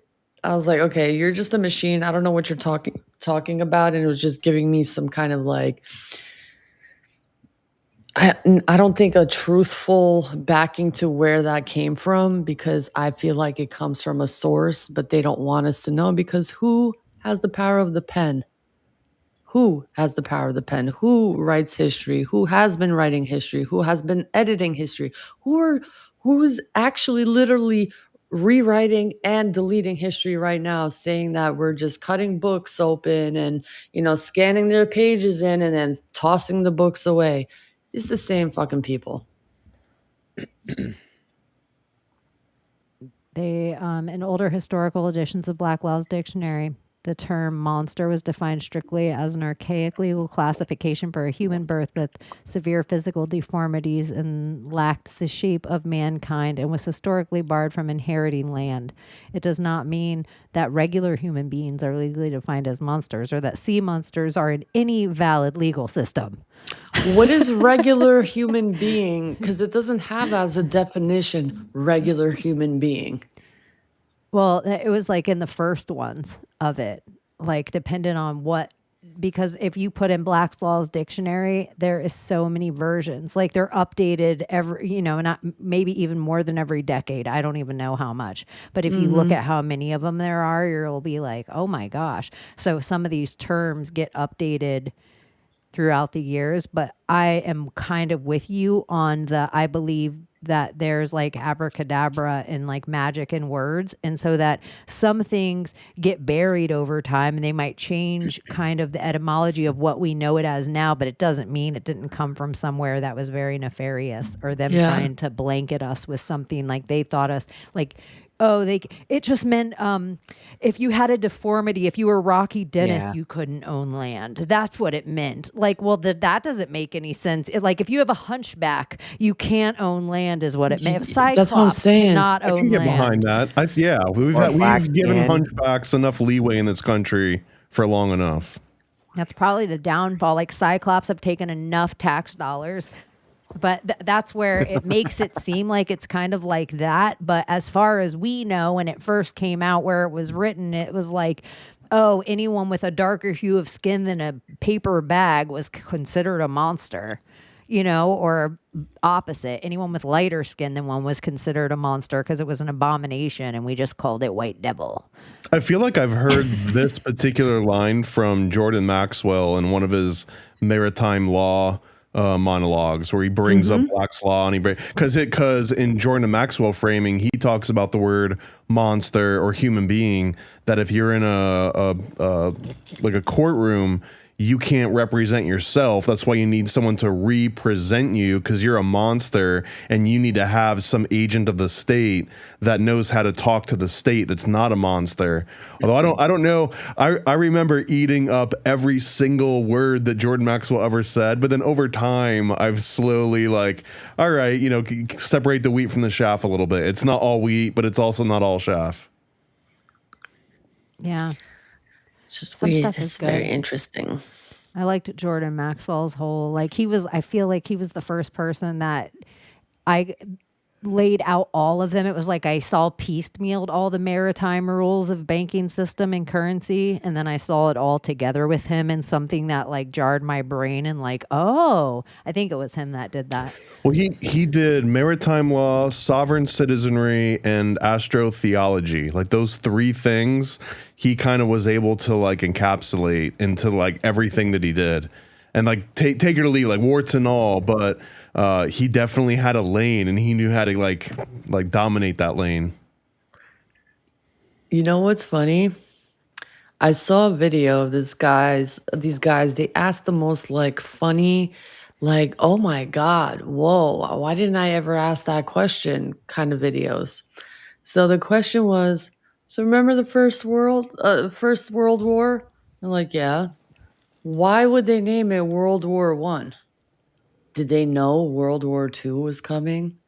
A World War III, perhaps? Is it planned? Why would you name a fucking World War wasn't called that until what was it? Let me go one step beyond that though. That why are they using Roman numerals unless you know you're gonna get into like the hundreds, right? It's just weird. But it was called the Great War until World War II was considered World War II. Why would they change it? Because World War II was even greater. They wanted it kept with the storyboard. We have a commercial break real quick to pay our sponsors. No, we're not. We're not because on the advice of counsel, I respectfully decline to answer based upon my rights under the Fifth Amendment to the Constitution. How many times would you take the Fifth? I don't think I'm eligible. I was gonna say, do you have the Fifth Amendment? And everyone's saying it's 111. He said it, but initially when I asked Grok, this is how Grok's a liar. He told me 118. So who's telling the truth? I'm not counting. I'm not counting either. I'm not watching that spell. But he kept having to read the paper, like he couldn't memorize the one fucking line. Oh, sorry, he couldn't just memorize the one line. Oh, yeah. Why did he have to read the paper every single time? Good point. What kind of robot was that? NBC. He should have used a robot as his attorney to know that he's not eligible to plead the Fifth because of his pardon. Layla, the chat is amok because your camera is blurry. Can you fix it? Yeah. We can't have the Marilyn Monroe spell if Layla has a blurry camera. And when we were trying to read your human being with the blurry camera, I was like, oh my God, am I blind? Am I blind? But it was a blurry camera. Yeah, you were like, it's my eyes. Summer, cannot believe you haven't come on with at least one Pure Mood song yet, even with the Pure Moods picture. No, because I have Sahara Dust voice, right? It's still fun. It's not about the quality. It's about how amazing it is that you know every word. No, I love it. And then they have that other one, sad de moi. Sadness. Bum, bum, and then they had like the X-Files theme song in it. Like it was just the most random. Remember one. It's like a techno remix, though. Yeah, I knew you'd remember one that was a deep cut. Like some like trumpet, like saxophone thing, and you're like, "What? Where is this taking us?" Enigma. I always mix is Return to Innocence the I one. Yeah, that's it. And then Sail Away, and there's another one. There's like an Enya song. Yeah, Enya. But I always mix up Enigma and Enya together and Hadaway.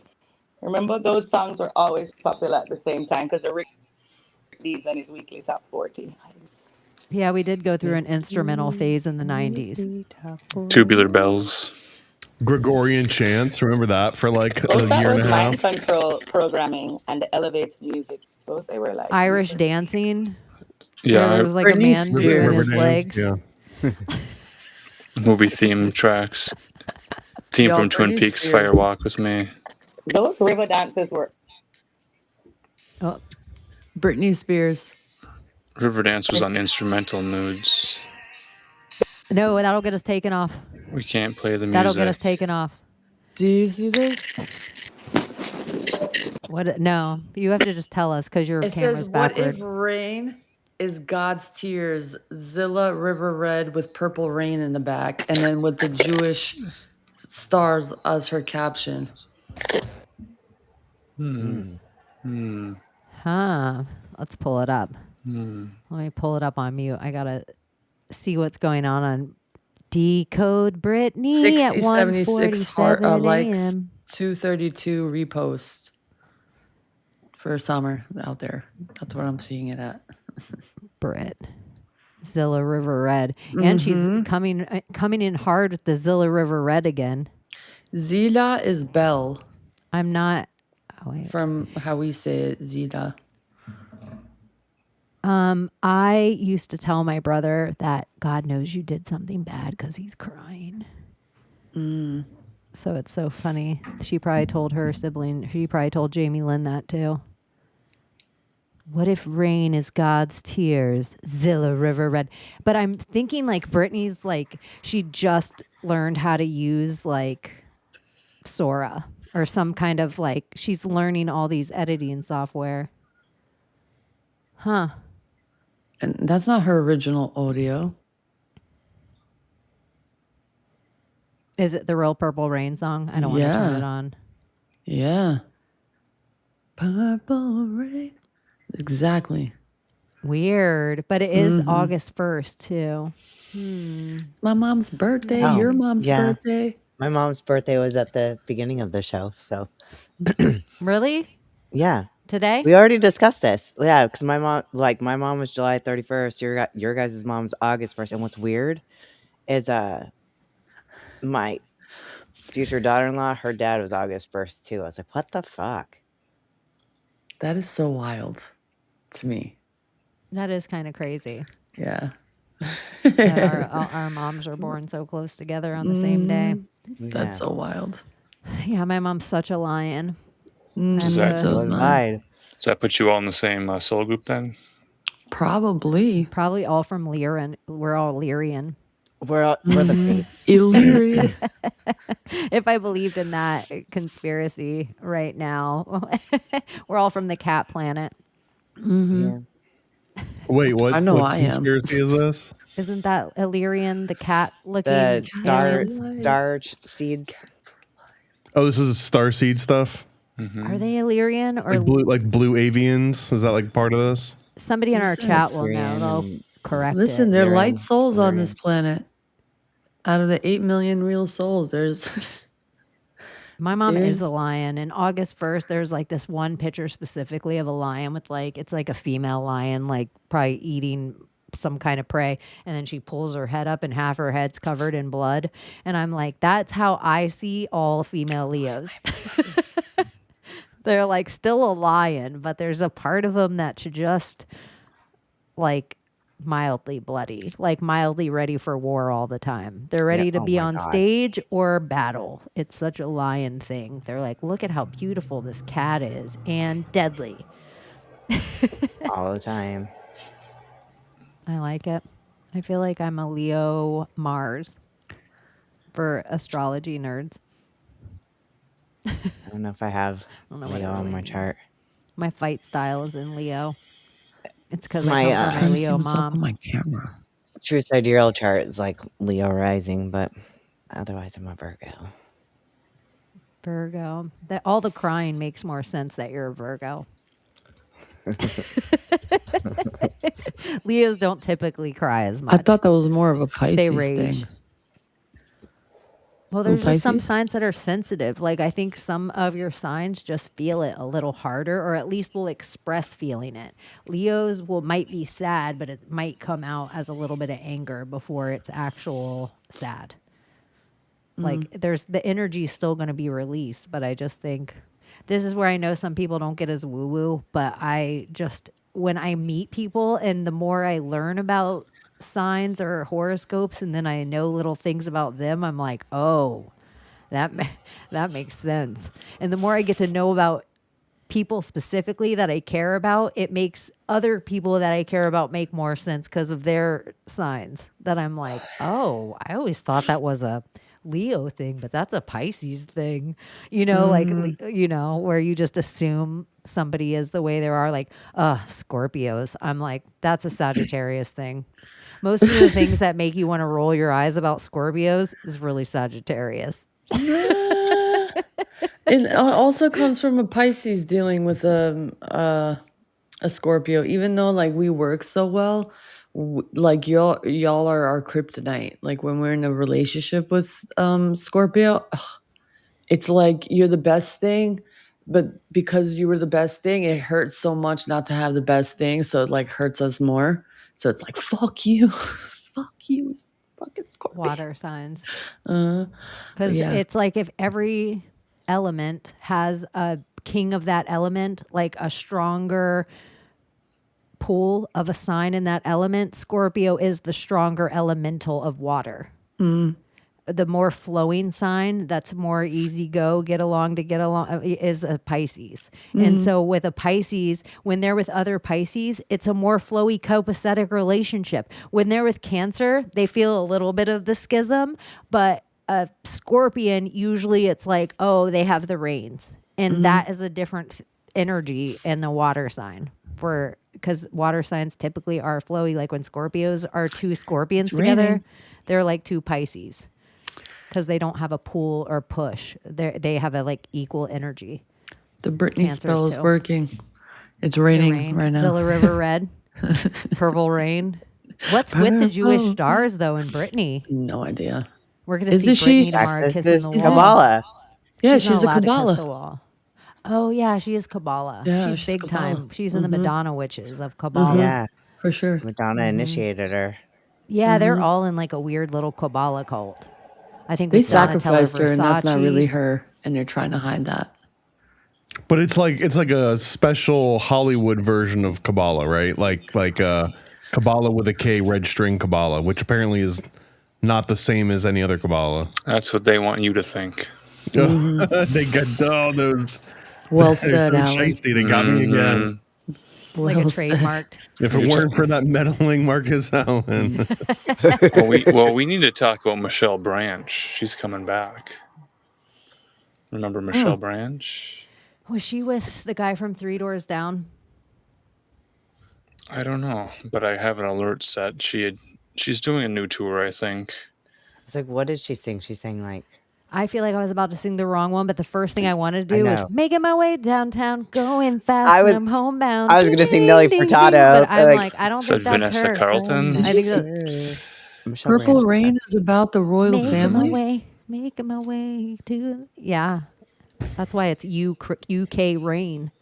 Purple Rain. What was Chocolate Rain about then? Black people.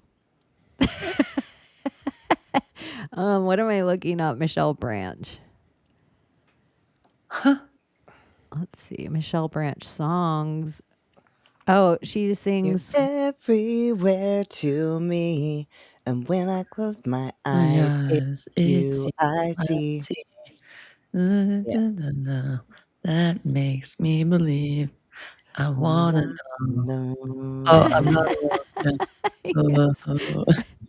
Whoa, not alone. I'm gonna add that to my. I'm gonna listen to that. Oh, Michelle Branch on the timeline, but I really want to see who her husband is. That's what I was looking up. Patrick Carney, the drummer from the rock band The Black Keys. I was on the whole wrong band, but a band. And I just think I got her confused with the other girl who is married to the lead singer of 3 Doors, but I was singing the whole wrong song at the beginning. So. Why is this song about the royal family? Just purple. They say royal people wear purple. Purple Rain? Because Rain, R-E-I-G-N. Yeah. Yeah, but the song, the lyrics don't really...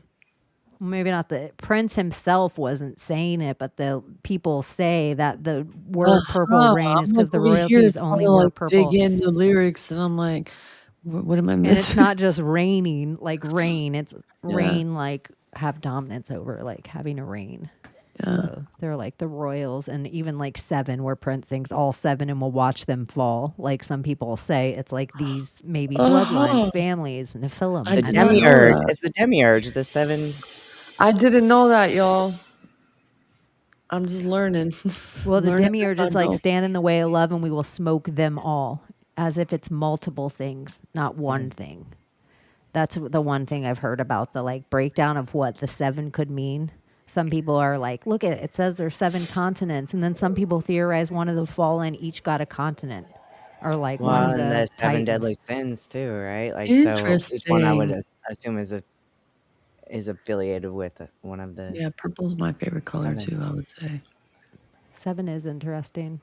And then human vibration has the whole thing that purple, like Jennifer just said, like purple is an illusion, that it's not a real color. That's what, my mom was an artist, and that's what she always said. Purple isn't actually a color because supposedly it doesn't show up in nature. I was like, yeah, it does. I know. It does. There's literally a flower named Violet, right? Yeah. But it's not called purple, is it? But it's not purple. That's What just about French. purple ringers?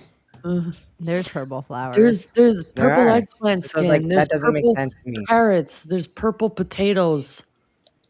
Lavender. There are purple Purple. potatoes. I've seen them. Clematis. Purple flowers. But what if they didn't exist? Like the whole idea that I don't know if you guys have ever seen the movie. I think it's called Pleasureville, maybe, where it's like the world is black and white and color gets introduced one thing at a time. Pleasantville, Pleasantville. Yeah, Pleasantville. And it gets She introduced was like talking one about thing the at a porn time. version of the movie. Pleasureland is a place that sells Spider-Man. RVs. But and then like, or how we like saw in black and white maybe, and that's why they're like there's this whole sect of people that only remember seeing in black and white, and then we saw in kind of a sepia tone, and then colors got added. And then I've seen people even debate it that if we were under some kind of nuclear melt or a comet hit and the world got covered with dust, we might have seen in shade of colors. Like as the sun came through our atmosphere, it might have been hundreds of years that we just saw in this shade of red washed everything. And before these colors got introduced. So I've seen all of these crazy concepts about dreaming in color in the TVs. And I have this plant that's like purple that just like grows. And I mean, it grows a lot of it. When I searched the name of it, it's called the Wandering Jew. Oh, yeah. There's I'm just like, why do I have variegated wandering like, Jews all around my property? I love wandering Jews. Because I was Abbie, searching what's the your favorite Wandering kind Jew. of nut? A Brazil nut. A They're Brazil high in nut. selenium. If that's like the American diet is very lacking in selenium, and if you're tracking your micronutrients, the best way to get it is to eat a Brazil nut. Thomas, what's another name for a Brazil nut? I was just thinking my grandpa had a name for those, but I don't want to say it out loud. We talked about this earlier. We're like, I wonder if Thomas knows. I have no idea It's what like you guys are Thomas has talking been about. in Florida long enough that he's heard this. We were I talking think they're about it called earlier. moon crickets, right? No, that's not it. Are we talking about the pecker checker? We're talking about toes. It's another form of cannibalism was eating Brazilians' toes. But if you are lacking, most women, maybe men too, but I don't know enough about your guys' biology. But most women, as we hit these each decade of age, we get like super. All of our micronutrients, we get malnourished and so many different things, and it's things that you've never even heard the name of, like selenium or whatever Abbie just said is in Brazilian nuts, that you could take a vitamin every single day, or you could just eat 2 of these. Or you can just make sure that you're getting your Taco Bell 4th meal.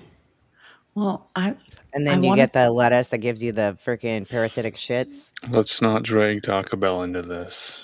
Well, I wanted to bring up the Wandering Jew because, they grow on my property. But the reason I found out they were called the Wandering Jews because I was searching Wandering Jew. And it was this mystical man, immortal man, whose legend began to spread in Europe in the 13th century. In the legend, a Jew who taunted Jesus on the way to the crucifixion. I never heard of this story. I didn't know this was a thing. I like to think that before it made its way to your garden, it got kicked out of 109 other gardens first. Garden But the like way that it Gethsemane. spreads, bro, the way that it covers, like, and grows and like multiplies, I understand why it's named that. The eternal Jew. Maybe you need to start calling your plant a different name. I don't know. I used to like them. I mean, I like them. Fuck it. I'm not gonna be like that. He's that girl. Cursed to walk the earth until the second coming. Mm-hmm. That sure sounds like Cain. Mm-hmm. Or somebody. Man at the estate of Pontius Pilate. Said to be a shoemaker and tradesman.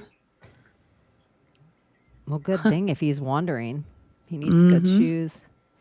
I have a question that when does this plant bloom year round, or does it go dormant for a period of time and then it comes back on a certain date? That might be considered a second coming. Like you can grow them as houseplants too. So I've never like seen this them. is how much they infest. Like they grow like everywhere.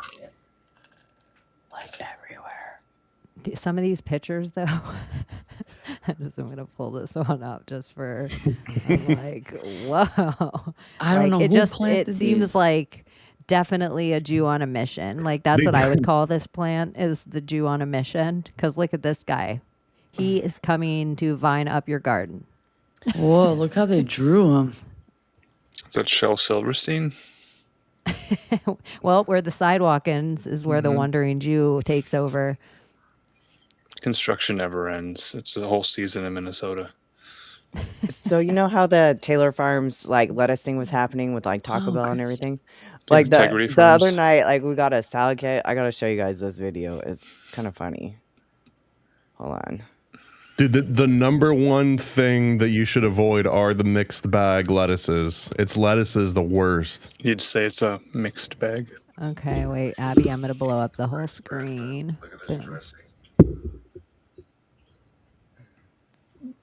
So we were like questioning whether or not we should actually eat this, and then like the dressing. What is it? Blue cheese dressing? No, it was supposed to be Caesar.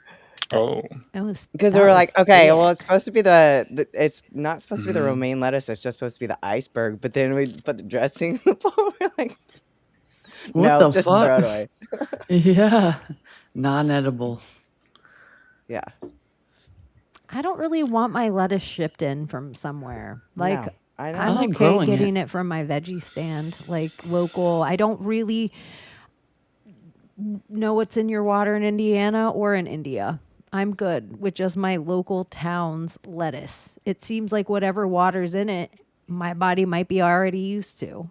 But the problem is that everyone's lettuce comes from either California or New Mexico, right? Mesa or something. The only two places that, especially the romaine. Mexico uses human fertilizer, so you know. Oh yeah, I want to eat human shit instead of cow shit. It's better. Yeah. Probably most of the grocery stores.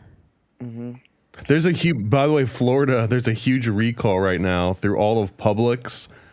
For all of their organic frozen berries. Apparently they have a similar like E. coli outbreak for the exact same reason, by the way. Blueberries and strawberries and all berries. I hope you guys bought your Taco Bell stock. Get it ready. Because food is going to be like toxic at one point where you can't eat it anymore because it's making everybody sick. At this point, I think it's all a psyop. I think it's that's the whole same. point. I think they want you to get rid of all of it. They want you to be scared of every single thing you eat. And the same. I just felt like the same thing with the stock market with the lettuce. I was like, it's time to fucking buy lettuce stock because everybody's like throwing away their lettuce, but you know, like buy low, sell high. Back up. It's exactly trading places, Abbie. You saying stock market is them getting, and if anyone's seen the movie Trading Places with Eddie Murphy, and it's like an old 80s movie, but it's by a guy named Aaron Russo. So if you know who Alex Jones is, and if you're studied up on Alex Jones, one of the first things he ever did was do an all-tell deathbed interview with Alan Russo, where he is one of the first people people that all these conspiracies that everyone run on is from this guy's sit down interview, that he's like, this is how the elite work. And this movie is how everything's contingent on this one little inside intel of Florida orange juice. And the whole entire stock market, like shorting it and them having this play is them screwing over this whole banking system. That's like this homeless guy taking down Rockefeller with just knowing this little side of intel. So it's like even this thing, like we have this run, our bank, all our backers,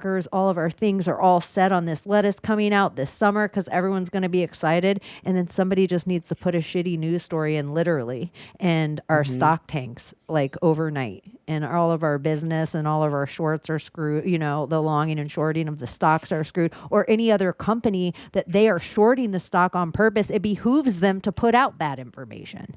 Oh yeah. This is why shorting the stock market's so crazy as a thing, because then we're just playing with propaganda, and it's the same as somebody going on crypto and being like, oh my gosh, Jimothy, and then the crypto coin pumps. That's the exact same thing all the stocks have always been doing to us. I think people are just becoming privy to it because we're learning about crypto. Yeah. But this is the exact same thing all the newspapers have always been doing. Like, That's what I was trying to eggs. say. Like, this is their plan. They force feed the fear. People are going to stop eating. They're going to create their printed bullshit. This is good for you, and this is what you're going to stick to, while everybody on the other side is going to wonder where all the cows and all the sheep and and they're going to start eating their rats and mice underground and, Demolition Man.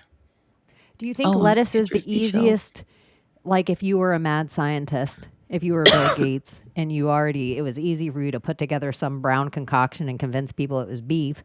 Do you think lettuce would be the easiest 3D printed vegetable? That would be an easy one to start with? Like, it seems like it lacks nutrients. It's just the shape Probably. of water. It's the shape Yeah. of water. It's the lady in the water. I think they lettuce. can, because it's a different structure. Because like lettuce is like, technically, if you want to get technical, I just found this out. I don't know if we talked about it or not, but vegetables are not real. They're all fruits, and then you have stems, and then you have your leaves, and then you have your roots. And there's different ways, I guess, to print it. So with the leaves, there's a different method to print it, and the fruit, there's different mechanics and different aspects to it. And meat is probably a different structure, different way of printing. So I think it's all going to go that way, to the point where in Fifth Element, put the thing in, open, chicken. You know? There is a high echo. Do you hear it? Yeah, I do. Is it coming through me? It I have could be no you. idea. I don't know, but I do know sometimes on ways that sound will be correct for all man voices, lady voices will fuck it up with an echo. It like hits a high that the computer is not comfortable going back and forth with. Still there? No. It's good. Now you have nothing to say, huh? Who, me? Yeah. So Multipass. yeah, I do think like the 3D, they want to put that, because I saw something about eggs this week and Thomas said berries and then this lettuce. And it's just like they slowly, like any of these end time books that you read, that they're like, this is what will happen. It won't all be overnight. You'll just slowly notice there's a lime shortage. And then there's a tomato shortage, and then there's an egg shortage, and then there's a toilet paper. It won't all be at once. It'll be things that are slowly taken from you, that it starts to get hard to find tomatoes at the store. It starts to, like, eggs get expensive. So I'm going to grow my own tomatoes. I'm going to have my own chickens. Like, it will happen in a slow boil. Then they'll just be like, the Like, grocery I'm store going is to eat closed. food that comes from dirt. That's disgusting. Ew, look at you fucking peasant. Like, how could you eat off of that? Like, get with the program. Like, do you not see the trends? Like, this is the trend. Peptide. It's Chinatown and water wars. Have you seen the stories coming out of Minneapolis, St. Paul, talking about the water hacks that have been happening? Apparently, they have these internet-facing programmable logic controllers. They call them PLCs. So basically, you have, your most important water facilities online somehow that could be accessed by other countries. Apparently, this is still allowed. But then they're like, well, who could have done this? And like, they sound similar to Iranian affiliated hackers. Like, maybe this is Iran hacking. Minnesota water supply is kind of an interesting thing. Huh. Well, that's where I watch everything now, and everything is so far off of what it seems now that you will be like, I think Iran's hacking the water supply, and someone will say, hater, it's not Iran, it's China, and someone will say, whatever, it's not China, it's Israel. And it's like the idea of you even be like, I think somebody's hacking the water supply gets lost in the sauce of us arguing about who the end time villain is. Right. You know where it's going? It's But I going hear underground in the that's what I underground keep hearing. facilities. That's where it's going. It's no water for you guys up here. We're going down there. You guys fend for yourselves. We have a different lifestyle now. God knows what they created down Do you there. remember, like, maybe this is, I feel like it was still during Trump's presidency, but before Biden, that summer maybe, but I feel like we were in lockdowns and we all got this information that like $21 trillion was diverted to build this super bunker. And then we never heard about it again. Mm-hmm. Do you guys remember this? Or am I I do. crazy? No, you're not crazy. And there was this guy who had And it was a actual real footage. story. It wasn't a conspiracy story. It was like on Newsweek and shit, where they were like, normal newspapers were like, bunker. Well, there was a bunch of them in like New Zealand. A bunch of people were getting done too. I mean, wasn't there a video of this guy driving through it with his truck and showing the different levels and like going in there and saying how large this fucking place is? Anything you can think of, they have there. Like every Starbucks, anything you could think of, probably even DZ Discovery Zone exists there. Like, anything you could think of. And I think they need the water to supply everything. This is just a conspiracy. If I'm not on that timeline, but this is what I've heard. This is what people are saying because they have seen like these lakes and rivers like literally be sunken, like something from underneath, like literally a hole just burst from underneath and that water just like escapes somewhere else.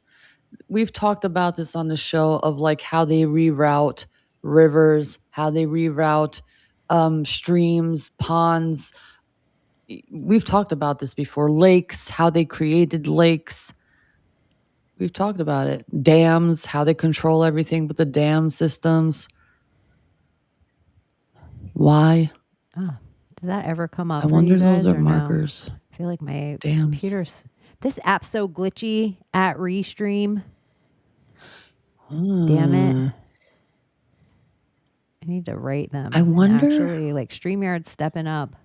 I wonder if Restream's dams slow. are somehow connected in this like underground facility systems. Or creating energy. Well, yes, and like somehow a way to get into that system, not just like the way that they show us, but another way in. Like the fun way, the water slide way. I don't know, like another like Well, through no, tunnels. like what Layla's saying makes sense to me because the dams sometimes connect waterways that used to be towns that if they flood them and they can use these big caverns as like submarine entrances and stuff to these deep underground military bases, it even gives them depressurizing places where there might be dry land above the actual. So they build a dam in an area where they're rerouting water so that they could build underground and then reinforce everything. Yeah, because a lot of these dams are built around mountain structures, and a lot of these mountain structures are supposedly old trees that have huge water sources, basins, water basins. I don't know. It kind of makes sense to me, like that. It would be like a way to enter. Also do all this construction to reinforce these entrances and build the military bases without them, like all the people that talk about the Denver airport or the Hoover Dam, how much time it took and how there's no way the concrete could have really been even dry in the time. And for the amount they say they poured, it would still be drying to this day. What if the amount of concrete they poured wasn't necessarily in the dam, but we don't have any way to measure how much concrete's actually in the dam? So then it's like the Denver airport where they're like the amount of dirt that they dug makes no sense. Like the piles of dirt make no sense to how big the Denver airport is. And this is where the theory first came from, that it had all these levels further underground. And so in that way, it could be big covers for other, like, how do you get a bunch of trucks and men into an area? Yeah, like how much dirt could a Denver dozer dug if a Denver dozer could dug dirt? It's like Neil deGrasse Tyson with like, well, it had that much gas in it. That's how I know it went around the moon. Like, where did that dirt Burning come fuel from? rates. Yeah, we can calculate that, sure. But back before they took everything offline, and whether it was a psyop or not with Alex Jones' Q Flat Earth, where it was like these things come offline, there used to be, just putting in Google, you could put in deep underground military base in your Google search bar. And the amount of, I didn't think when we had to save stuff off the internet, I didn't think it was everything. But there was a time that you could just put in DUMB's deep underground military base, and the amount of information and actual real images that everything wasn't CGI and fake, where it was like, here's a submarine going in this cave and the cave opens up to this big area and here's a bunch of men walking around. It was like a well-known thing where they're like, no, everyone on the earth knew this at one time, that there was these caverns and caves and places. It almost seemed like common knowledge. Like you see old pictures of people with enormous trees and we're like, no way, that's got to be a fake tree. And it's like, old people used to be cozy with these big trees. Like, I don't know. Dumbs are definitely one that I think a similar thing about the Denver International Airport, since you mentioned Denver, because old, like early 90s internet had the original Denver airport mural, and then there was like a paint over where they like repainted over it, and then like 10 years after that is when they started doing the cheeky like pardon our dust, and with like the little lizard people and stuff. So now there's like 3 different generations of people that think they know what's weird at the Denver airport. So it's like, are you on like the Masonic plaque level? Are you on the original Nazi sticking the sword up the little Native American girl's, ass level with like the little like the coffin scene where she's like dead and people are like crying in like a big pattern, or the new updated version? Do you know about the dead guy from Lucifer? Are you all the way there? Like this, I believe, is the new version. The old one, there was a lot more dead people. There was like a girl, like a dead girl in a coffin. Is there purple on that rainbow up there? Yeah. Interesting. We keep talking rainbows. Let me see. I'll pull up the other one because I know what you're talking about too, with like the guy with the big sword. This might be a different wall too. Oh, it could be, because now that I'm pulling up the other one where I'm like, oh, yep, that's a whole different picture. Let me see. We're under a rainbow of peace. Are these the no-hide laws? With that scary ass figure. What do they look like? Gas mask. No, the uniform. What about if the gas mask is what they look like, and that's why they make us try to wear a gas Let mask? me search a particular army, what their colors are.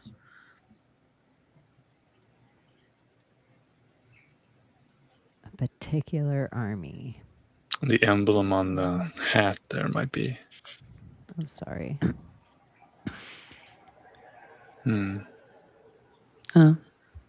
I mean, it's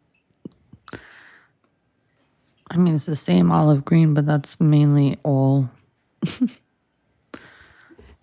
Is Summer, are you there?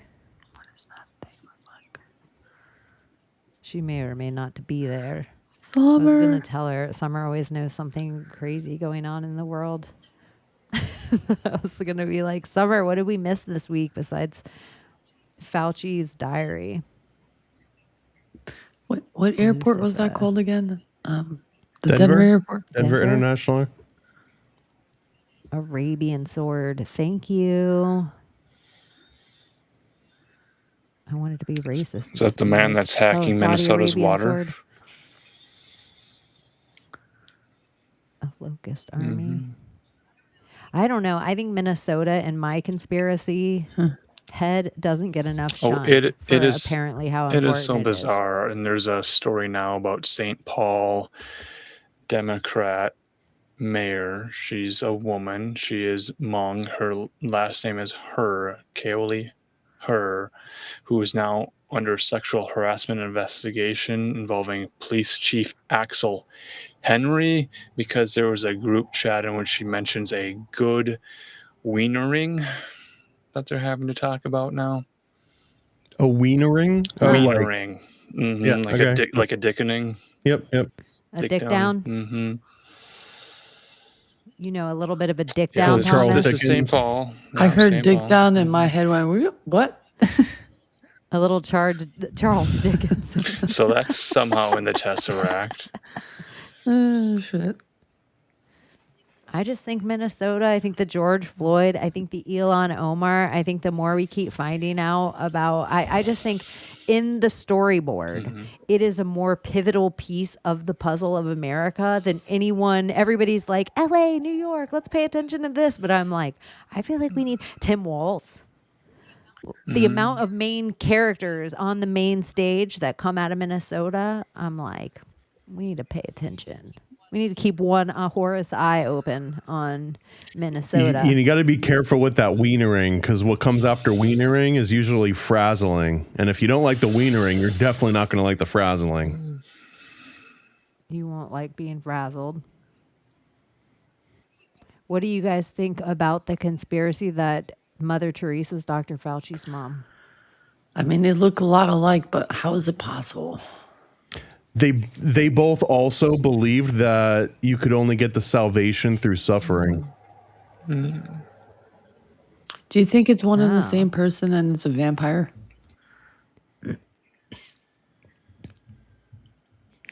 I don't know why it would have to be. Like, I think it could just be his mom. And there's pictures of them together. And Mother Teresa toured everywhere. And she was allowed to probably go places that everybody wasn't allowed to get to and talk to people everybody wasn't allowed to talk to and get away with maybe, I don't know, not having her private plane or private train searched by what she was up to. She probably could walk into any village and say she was up to whatever. And so I think she could be part of a global genocide if Dr. Fauci's part They of look one. like literal copies of each other. Let's pull them up and stare at them next to each other. It's just weird. It's like mother and son, or like, are they like the first clone test subject? That's even a better But it's conspiracy. like Barbara Bush too. Like where you see that, I mean, she could be a dude. Hey, She is an ugly bitch. Like she is an ugly person. dude. People hear this about Mother Teresa, some people, and they're like she's an ugly bitch. She is a very ugly person. I would punch Mother Teresa in the face if she were here right now. I would kick her right in her. Wait, here's the picture that she could be a little dude. She could be Mother Teresa could be Geronimo.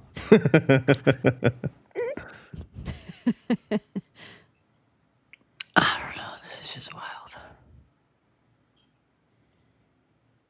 I mean, Mother Teresa could be completely fake and cut out AI. I don't know anything anymore. That picture could be so fake. They could just be like, Dr. Fauci, stand in front of that green screen. I don't know. Their garb's interesting. Look at this sad woman or man. This just looks like a group of I mean, men. I hear different stories about her. I hear the whole trafficking part about her and helping the elite with that, and so many stories, so many. But then I hear the really good things about her, and I'm just like, was it all for show though? Like, she was such a superstar. You don't become a superstar for no fucking reason. They Well, if could you've got care the backing less. of the freaking Vatican, Tom Hanks. if you've got Yeah. the backing of the Vatican, they can make almost anyone a superstar. Thank you. It's like, but for why? You know what I'm saying? Like, you have to be somebody, do something so extreme for you to like be able to reach that level of success to be put on the public screen like that. What about if you help sell textbooks to schools for Robert Maxwell, Maxwell. not just vaccines. Hmm. What about if you're like Oprah, but of religion, and you get a textbook, and you get a Bible, and you get a vaccine? Do they make the flag of a country using that same blue and white fabric that they're wrapping their heads with? I know, that's what I was thinking. It looks just like I don't know. I've seen a lot of certain old flag ladies that that Britney look like Spears this. had Is on it a her. prayer shawl of some kind? Oh, look at Interesting. Just some colors. Just looking at color swatches tonight. Let's open up this picture. The web of So she'd be a lot of influence. Does she know John? John of God? I know, that's what I was wondering too. She is an uggo though, boy. I don't know why I'm seeing these pictures. It's reminding me of the blue and black dress or white and gold with the stripes and the color scheme. Is that somehow what tied color to is each it? other? Because that was a complete psyop on itself. Or I'm just weird.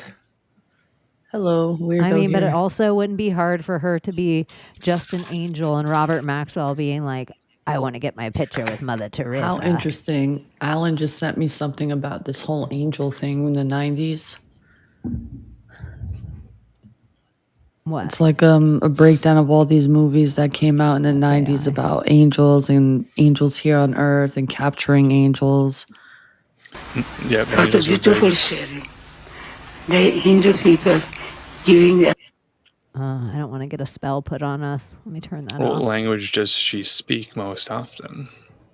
Well, there's a whole thing with Albanians saying that she was born in Skopje, Macedonia, where I was born. And there's talks of her being Albanian. You can search this. But then there's people who are like, no, she's not Albanian, who are Albanians saying this. She's from Pakistan because when she was buried, she didn't have the Albanian flag up. She had, I think, a Pakistani or Indian or something like that. But that's where she was born. She was born in Skopje, Macedonia. My dad pointed out her house when I was there. The only time I was there, I was like, oh, it was like a little shack.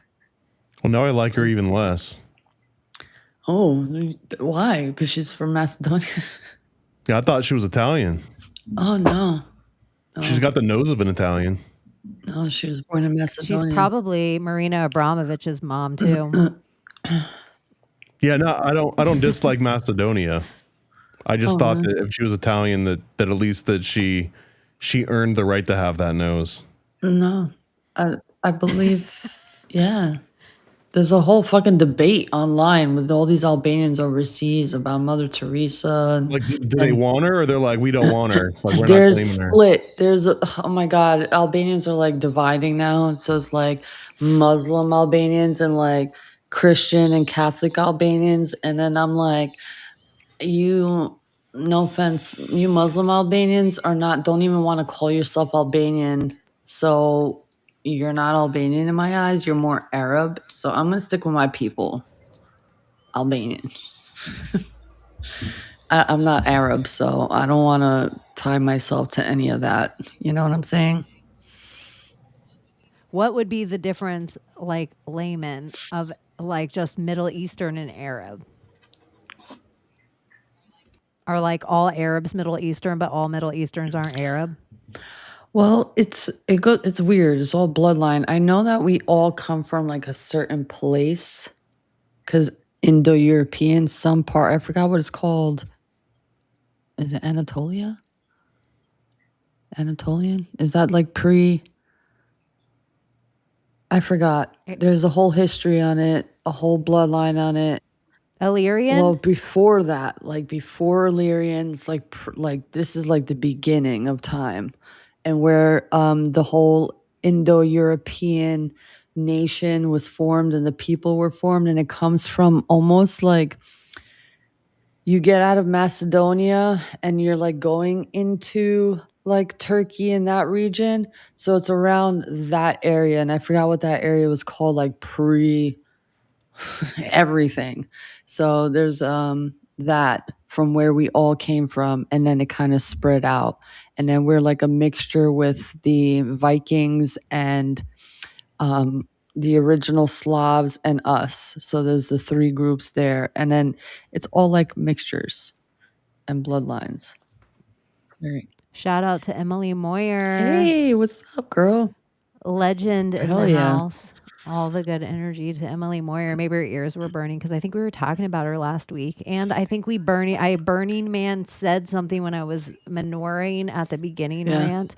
And Burning Man is my, like if I was Teresa Caputo and I'm like, I can't explain when I think of horses, it either means a horse or New Jersey. I can't explain, but when I think of Burning Man, it either means I'm Burning Man or Emily Moyer. And I think it's because of a clay tennis thing that we've talked about once, but it's like in my filter. So I conjured Emily Moya. So shout out. I would have so gone to Burning Man when it first like started. Like when it first came out, I was like, wow, this is so cool. Like it would probably been so dope back then. But now, after everything, no, absolutely not. Because it wasn't like that in the beginning, or where they had catastrophes happening and like it was a little different. Well, it kind of always was. Like it was always like a Wicker Man ritual by the Cacophony Society, and it just kind of got bigger and bigger. And then the guy that started it in like his Fight Clubness, he like had this idea of how he saw society, and he really thought they could take over society. A weird part with Burning Man to me, when all the kind of there's chaos every year, and that's part of what they wanted about being out on the playa, was like having this bit of like wild involved in every day. But a weird thing, when these crazy things that we start seeing happening, that's almost bad press for Burning Man.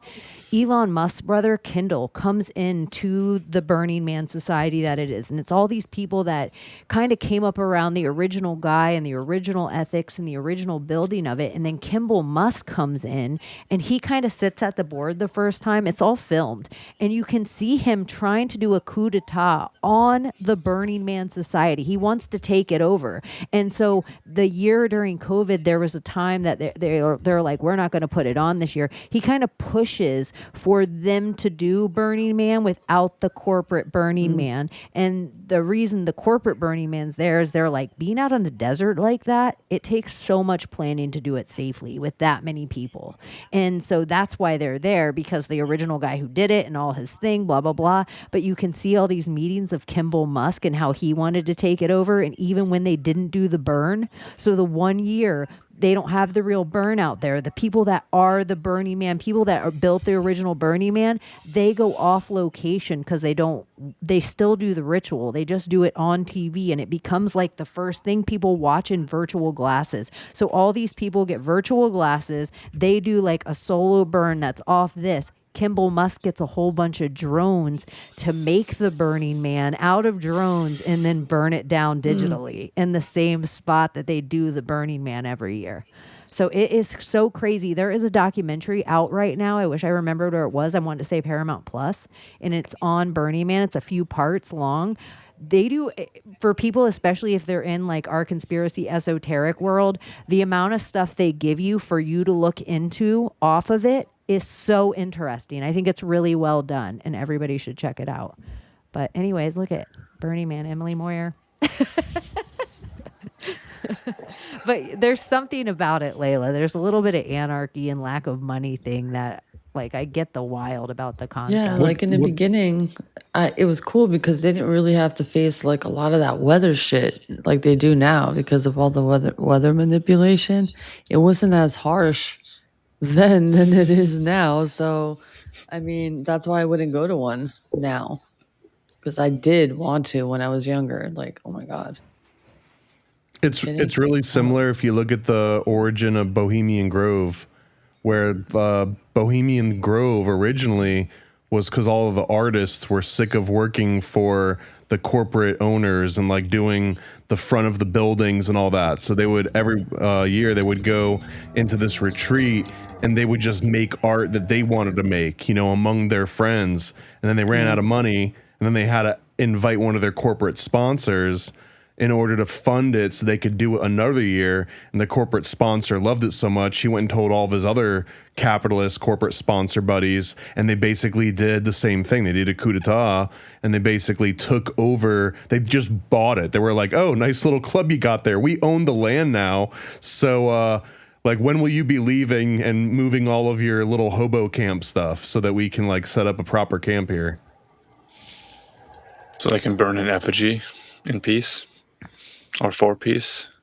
Well, I guess the Burning Man equivalent of that, of Bohemian Grove, is that it was like the tech giants that basically did the exact same thing, right? In Bohemian Grove, it was like the capitalists and the business owners. Burning Man, it was like, you know, the Musks and I don't want to say Bill Gates. I think Bill Gates might be the one that supplies the mosquitoes of Burning Man, but I don't think he actually goes to Burning Man. Was that the Hakuna Matata for white guys? Where they do the cremation of care? It is interesting, too, because the people that run, like, the Burning Man Society are buying up the town around Black Rock City. So they're, like, slowly buying these, like, tens and hundreds of acres and restaurants, and they're becoming the Dave Chappelle of the surrounding area. But I think it's Yamaka looking. Y'all, is it true? Did you guys hear about it, since we're talking about landscapes and shit? About this doorway they found in Kentucky on the side of a mountain is like huge. A portal? It's like a door, a huge rock door. It's where exactly? Let me see where. Or was it Massive Turkey? doorway discovered in Kentucky. Or was it Turkey? Let me see. I think it says Kentucky. I'm pulling up an Instagram thing right now. I'm pausing it and seeing what happens. Pink. That's where I saw it. It was Instagram. Or is it? I feel like this guy does okay, reputable videos. He's not the fittest. Yeah, this is the guy I was looking at. I don't know if it's Kentucky or Turkey. In Kentucky, in the high mountains of Kentucky. Look at it there. No one has ever known about this. There were 3 average citizen hikers that randomly stumbled upon it. They went back down and alerted authorities, and it put Silas into a tizzy because they immediately flew airplanes over it to map it out. Then they sent in a Dr. Remy Deemy, and he said the first thing that he did was to go in that like hollow pocket on the side of the door and go back. And he says he was astonished to find Egyptian hieroglyphicers. He said it was like a refracted or yeah, I don't think it's Kentucky, Egyptian, but it was. but I think Go the back comments to Tepe. Yeah. says it's in a place in Turkey. So I Good think job, it's Turkey. You got us. But I didn't know there was a door in Turkey, but Turkey okay, door. cool. It's not Kentucky. Turkey door. Kentucky probably is Turkey at this point. I don't even know anymore. What is real? Anything else fun and exciting go on this week in the simulacrum of our Yeah, I reality? got a notification about a new movie about like weaving baskets or wicker baskets. I saw that. Alexander Skarsgård's nipples made out of wicker. Kind of fucking interesting. And I'm just like, what are they trying to push here? It's a little raunchy. A wicker husband. Yeah. Wicker husband. We're going to watch it right now. I'm going to pull it up. And so you guys know the drill. If for whatever reason, is it called Wicker? Yeah. Honestly, I don't know what to say. I mean, they did Peter a good Dinklage is job in it. making the character. I will say that. There's jokes about weaving a perfect partner. Her wicker Literally. husband. Yeah. And then the other women being like, man, I see why she would jump it's wicker. She's a fisherwoman. I'm going to try to make it small enough so that we don't get pulled down and it fits in whatever commentary rule that YouTube allows. But whatever reason, if you check this out later and there's a missing segment, it's because we are going to watch this preview for Wicker Nipples. Wicker Nipples. 237. It's actually very interesting.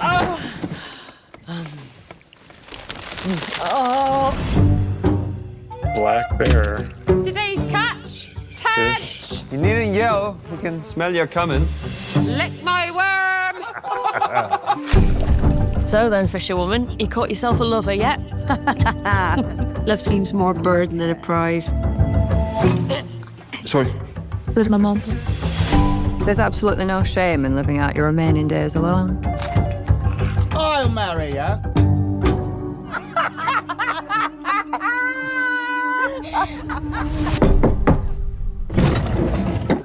Oh. I want you to make me a I always husband. like that lady as an actress. Be at the chapel in a month.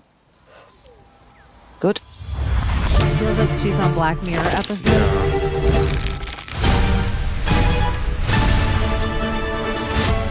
Is that Rumpelstiltskin?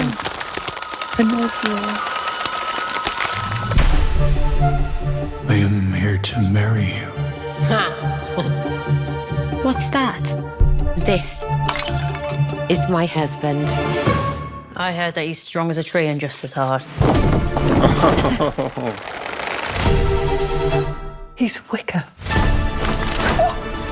Straighten me right out.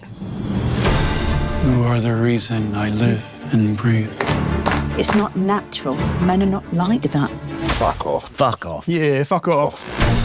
Oh, Red Band. You've made The quite an voice of impression. Stars The Guard. wives, they're all aflutter. I don't blame her. I'd climb that. He was just in that weird leather movie. I don't blame her. I'd climb You've become quite bold, haven't you, fisherwoman? He has his days, I have mine, and we have our nights. Is someone being murdered?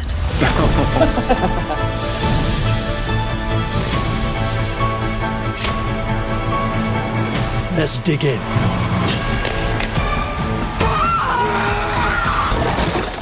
I'll be fixing the bed this afternoon. It broke again.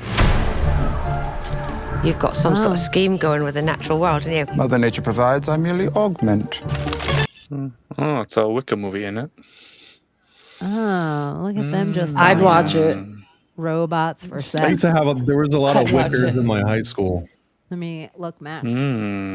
Underwater basket weaving.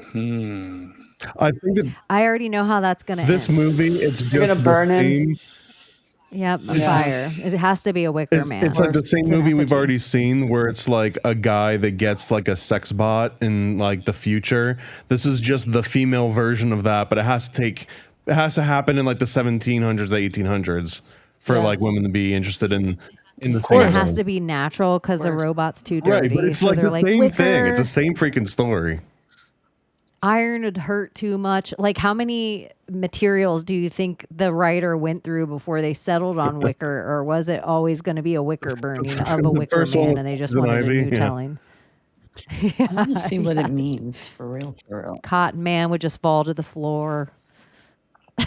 Like, it needs some kind of stability, but it can't be too hard. Like Steel Man, people are arguing with him all the time. It's like too much. Mercury Man. Yeah, Mercury Man. Just everybody's dead too soon. Like Wicker Man, but you know he's gonna burn, and there's somewhere gonna be like a fire effigy about it. To bend, to wind. Yeah, to bend, to wind. What wick? Yeah.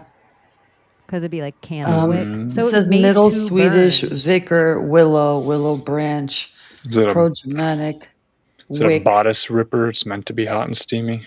Yeah, to move, to turn, to bend. Wiccan, to give way, yield.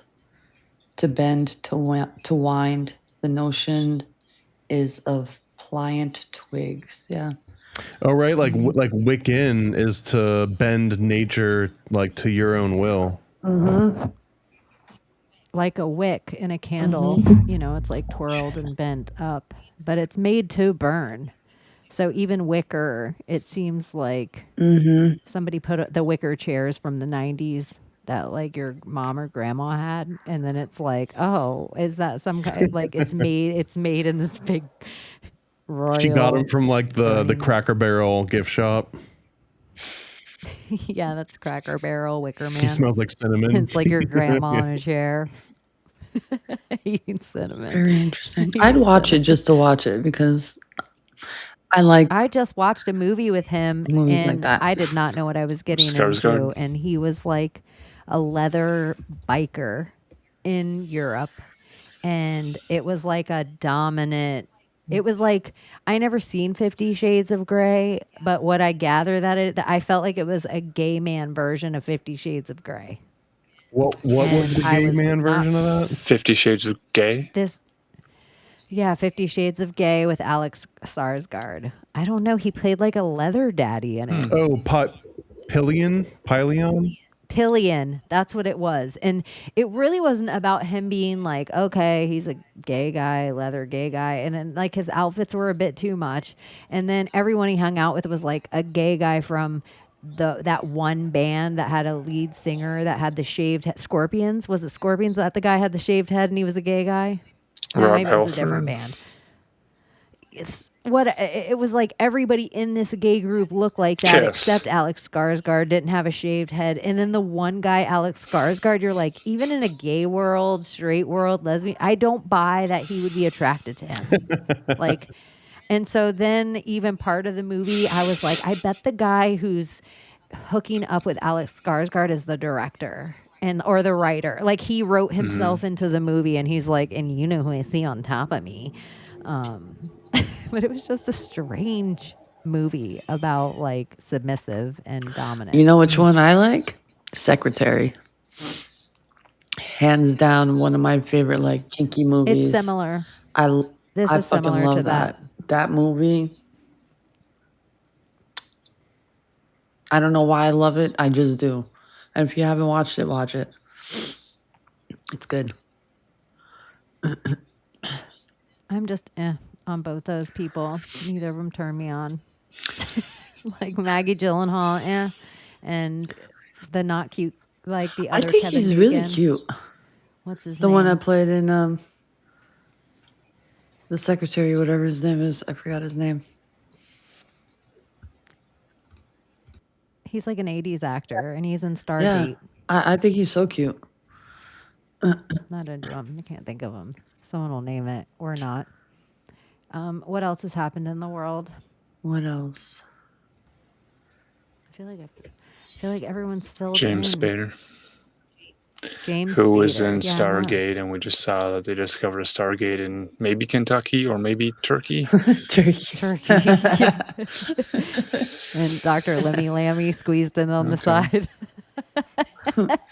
Oh, jerk off. That's how I'm surprised there isn't more conspiracy. This is why some things I'm like, is this person being for real or are we being trolled now? That's so sad that we've come to that place. Is this real? It's not real. Is it real? It's not real. It's a more fun Yeah. place to be in. Yeah, To be skeptical of everything. I almost feel like we should have been like this the whole time, and now we're like a little behind the ball because now people are only questioning if it's real because they've been tricked so many times. But like you should have been questioning that before you even got tricked the first time. To what degree is this event actual, factual, and representative of consensus reality? So we have to And measure then I it have now. like a moment of, does this matter in my life at all? Like, what level does this actually matter? Oprah matters. I don't. Our school for girls matters. We need female leadership. In like 97, I'm gonna make up a year. I think it was like 97 or 98 or something. But there was a Reader's Digest. That was a little one that went in the bathroom, right? But it was the cover, and it had O.J. Simpson wearing pink bunny slippers, and someone had like done it in this new thing that's taking the world by storm called Photoshop, and it was like you're never gonna be able to believe anything that you ever see again. But they were wrong because people kept believing things that they saw without questioning it, despite all of that. They were really wrong. Airbrush photos before never quite were explained to people. But this was supposed to be like it's in color, it's in high definition, like you'll never be able to tell.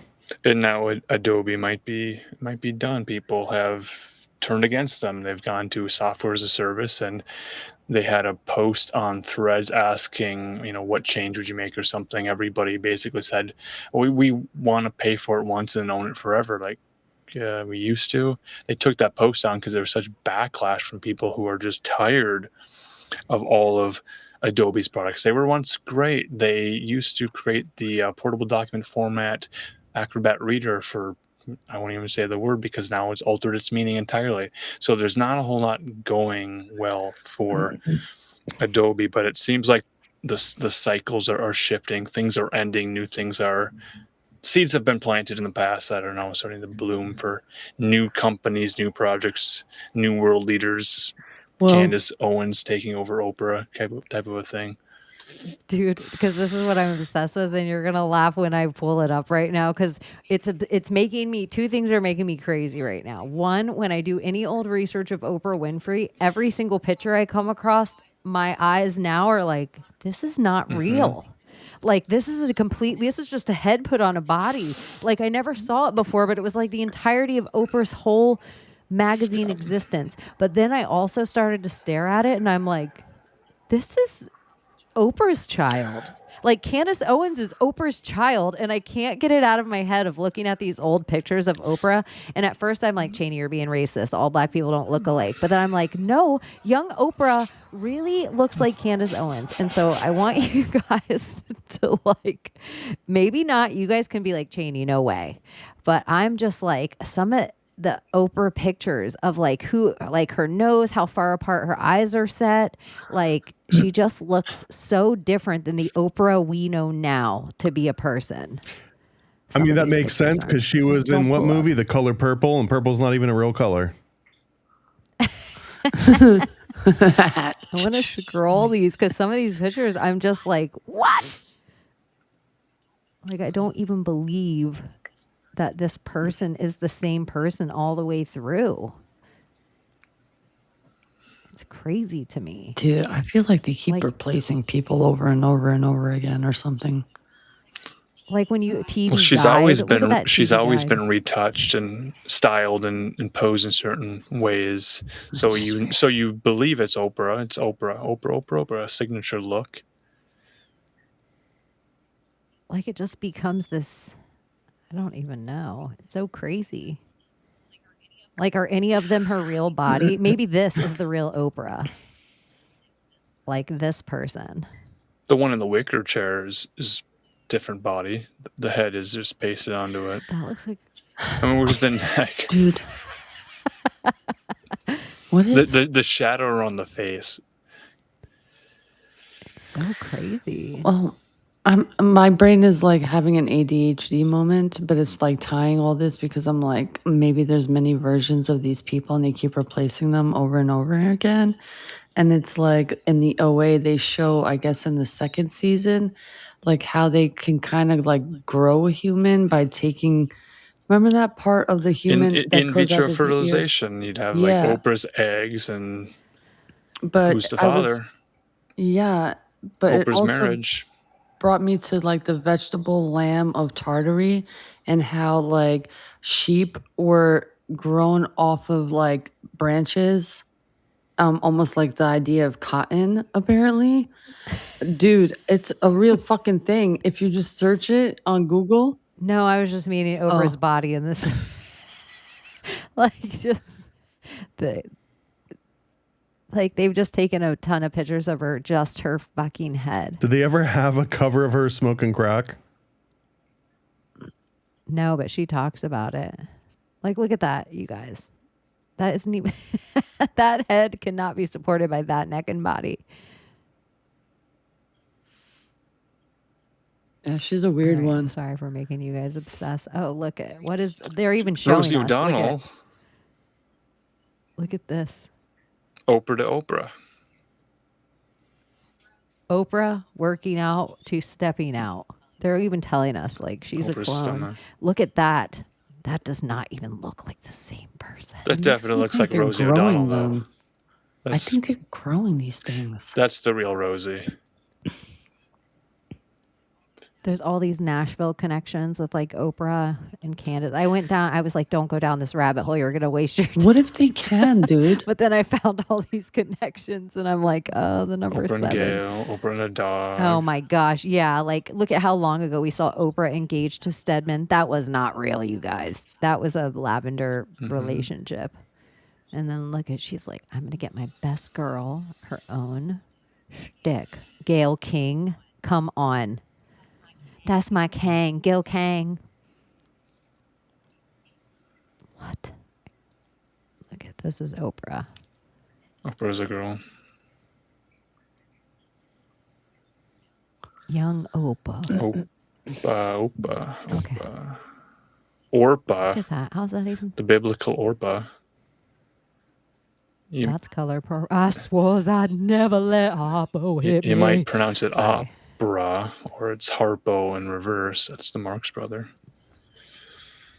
Marxism. Okay. We made you guys all do it. Sorry for the audience we lost while we were down the Oprah rabbit hole. Yeah. Glad you're back. Be real interesting if people took Candace Owens' face and face mashed it into old Oprah magazine covers and just posted them online just for fun.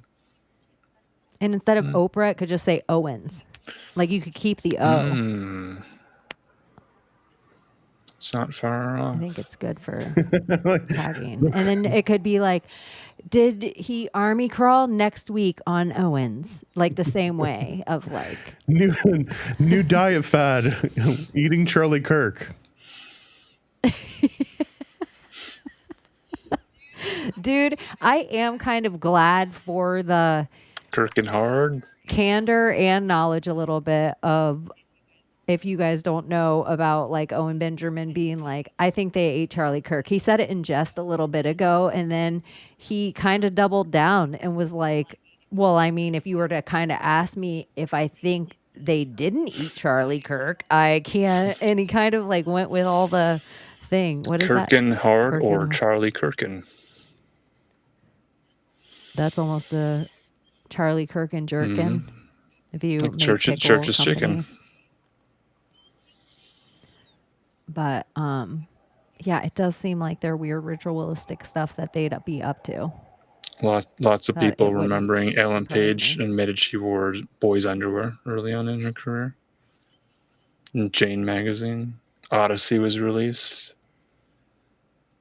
Oprah, because it was about to be Project Mockingbird, and it was the fat lady singing. Mm-hmm. Like she was that coming into the story where people are like, when did it start? When did it start?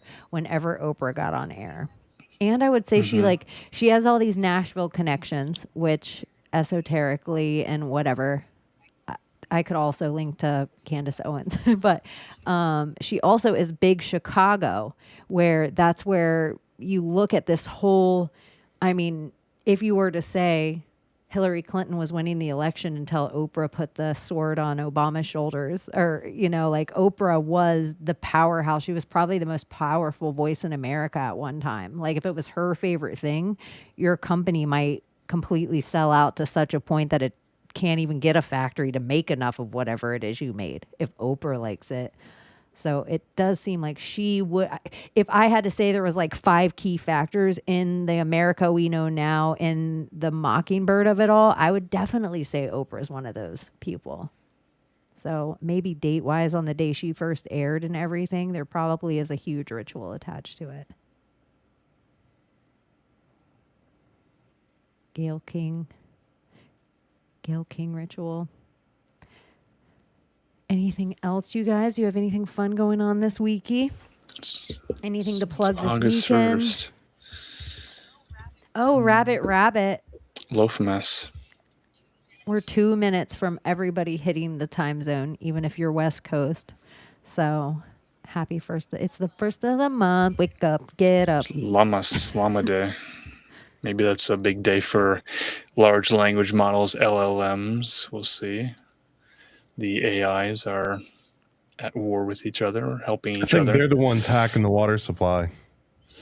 I think that's what's going to get blamed. And there's this other thread, this other tangent, this thing about how AI on Grok and Elon Musk is allowing it to create certain images, clothing removal type images of people of any age or gender, whatever. So now they're accusing Elon Musk of allowing creation of certain material, which could create more guardrails on it. This type of thing. Wait till they see what people can do with a pencil. They're going to be horrified. They're going to be like, we need to get rid of these pencil things immediately. Yeah, it does seem like we're kind of leaning back into a little bit of a moral panic, satanic panic thing. The band Twin Temple has been outed for being satanic doo-wop. I don't think they're really doo-wop. I don't know that they're really satanic either. They just dress in black and like red and throw blood on people during their concerts. As one does. Several major historical events happened on August 1st in history, including the abolition The Operization Act. Abolition of slavery. Yeah. Like, oh Is my that the Harriet Lanta, Tubman? in the British Empire. The start of Warsaw Uprising. But I thought this one, the launch of MTV. Yeah, but I was I'm like, looking oh, at that's Colorado officially becoming the 38th state. We talked a lot about Colorado tonight for some reason. Yeah. And MTV would be the other thing with Oprah that I'd give. 81. Mockingbird. At 12:01, broadcasting its first music video, Video Killed the Radio Star by the Bugles. Germany declared. Anne Frank. Oh my gosh. Her final diary entry. Okay, well. Her final diary entry was talking. It was all Dr. Fauci that Thomas brought up earlier on the show tonight moment. too. Yeah, that's so crazy. Anne Frank wrote her final diary entry, and the Warsaw Uprising began as Polish resistance fighters fought occupying German forces. So it actually is a Dear Diary She date. pled the fifth when asked about the ink and the pen she used. Where did your dad get the pen? Why did your dad, the only Jewish businessman to survive your family, make all this money off this tale? So crazy. So crazy. Didn't somebody That is in so her weird family that go was- on video like talking about how none of it was real or something like that? That was someone related to her. I think that's actually slander, though. The only reason people ever deny the existence of Anne Frank is because they don't want to believe that she would have been a believer.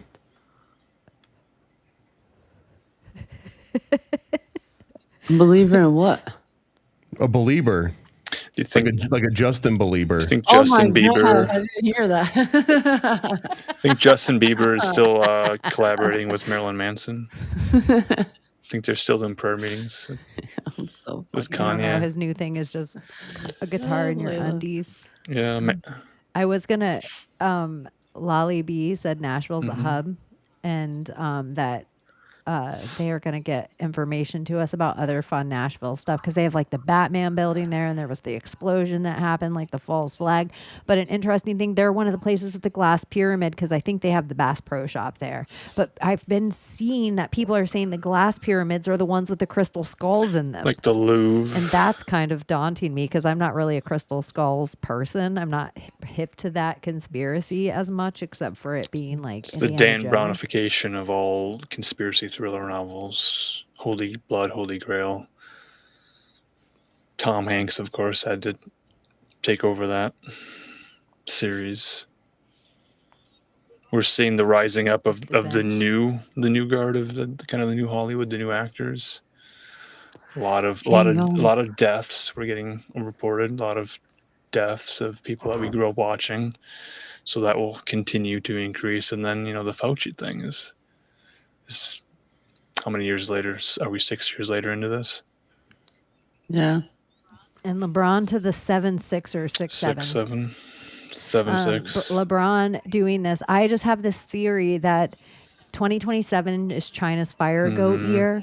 So they are going to take away our goats. So anyone, our Michael Jordans, our if it was a goat of music, if it's somebody, Drake, if it's somebody that ever has been given the GOAT title of anything, if they were the best race car driver, Tiger Woods, like I think we're about to see sacrificial goats go down in 2027. So even LeBron doing one more year is every other GOAT in basketball is about to lose his record. And so when GOATs lose their record, sometimes when LeBron James is known to take a GOAT's record, it's a full black mamba. Like that is the ritual that we were all privy to, that we're like, oh, and then LeBron is like, oh, he took this record from Kobe, and then Kobe dies in a helicopter crash. Didn't that was Oliver Tree. I think Oliver Tree just recently had 2 helicopters collapse. But no one will ever be as good of a basketball player to die in a helicopter crash as Kobe. So he does get to like hold on to that particular accolade, I believe, for quite a while, right? Best basketball player to die in a helicopter crash. That Kanye did a commercial about with Nike predicting a helicopter crash is pretty epic in the timeline.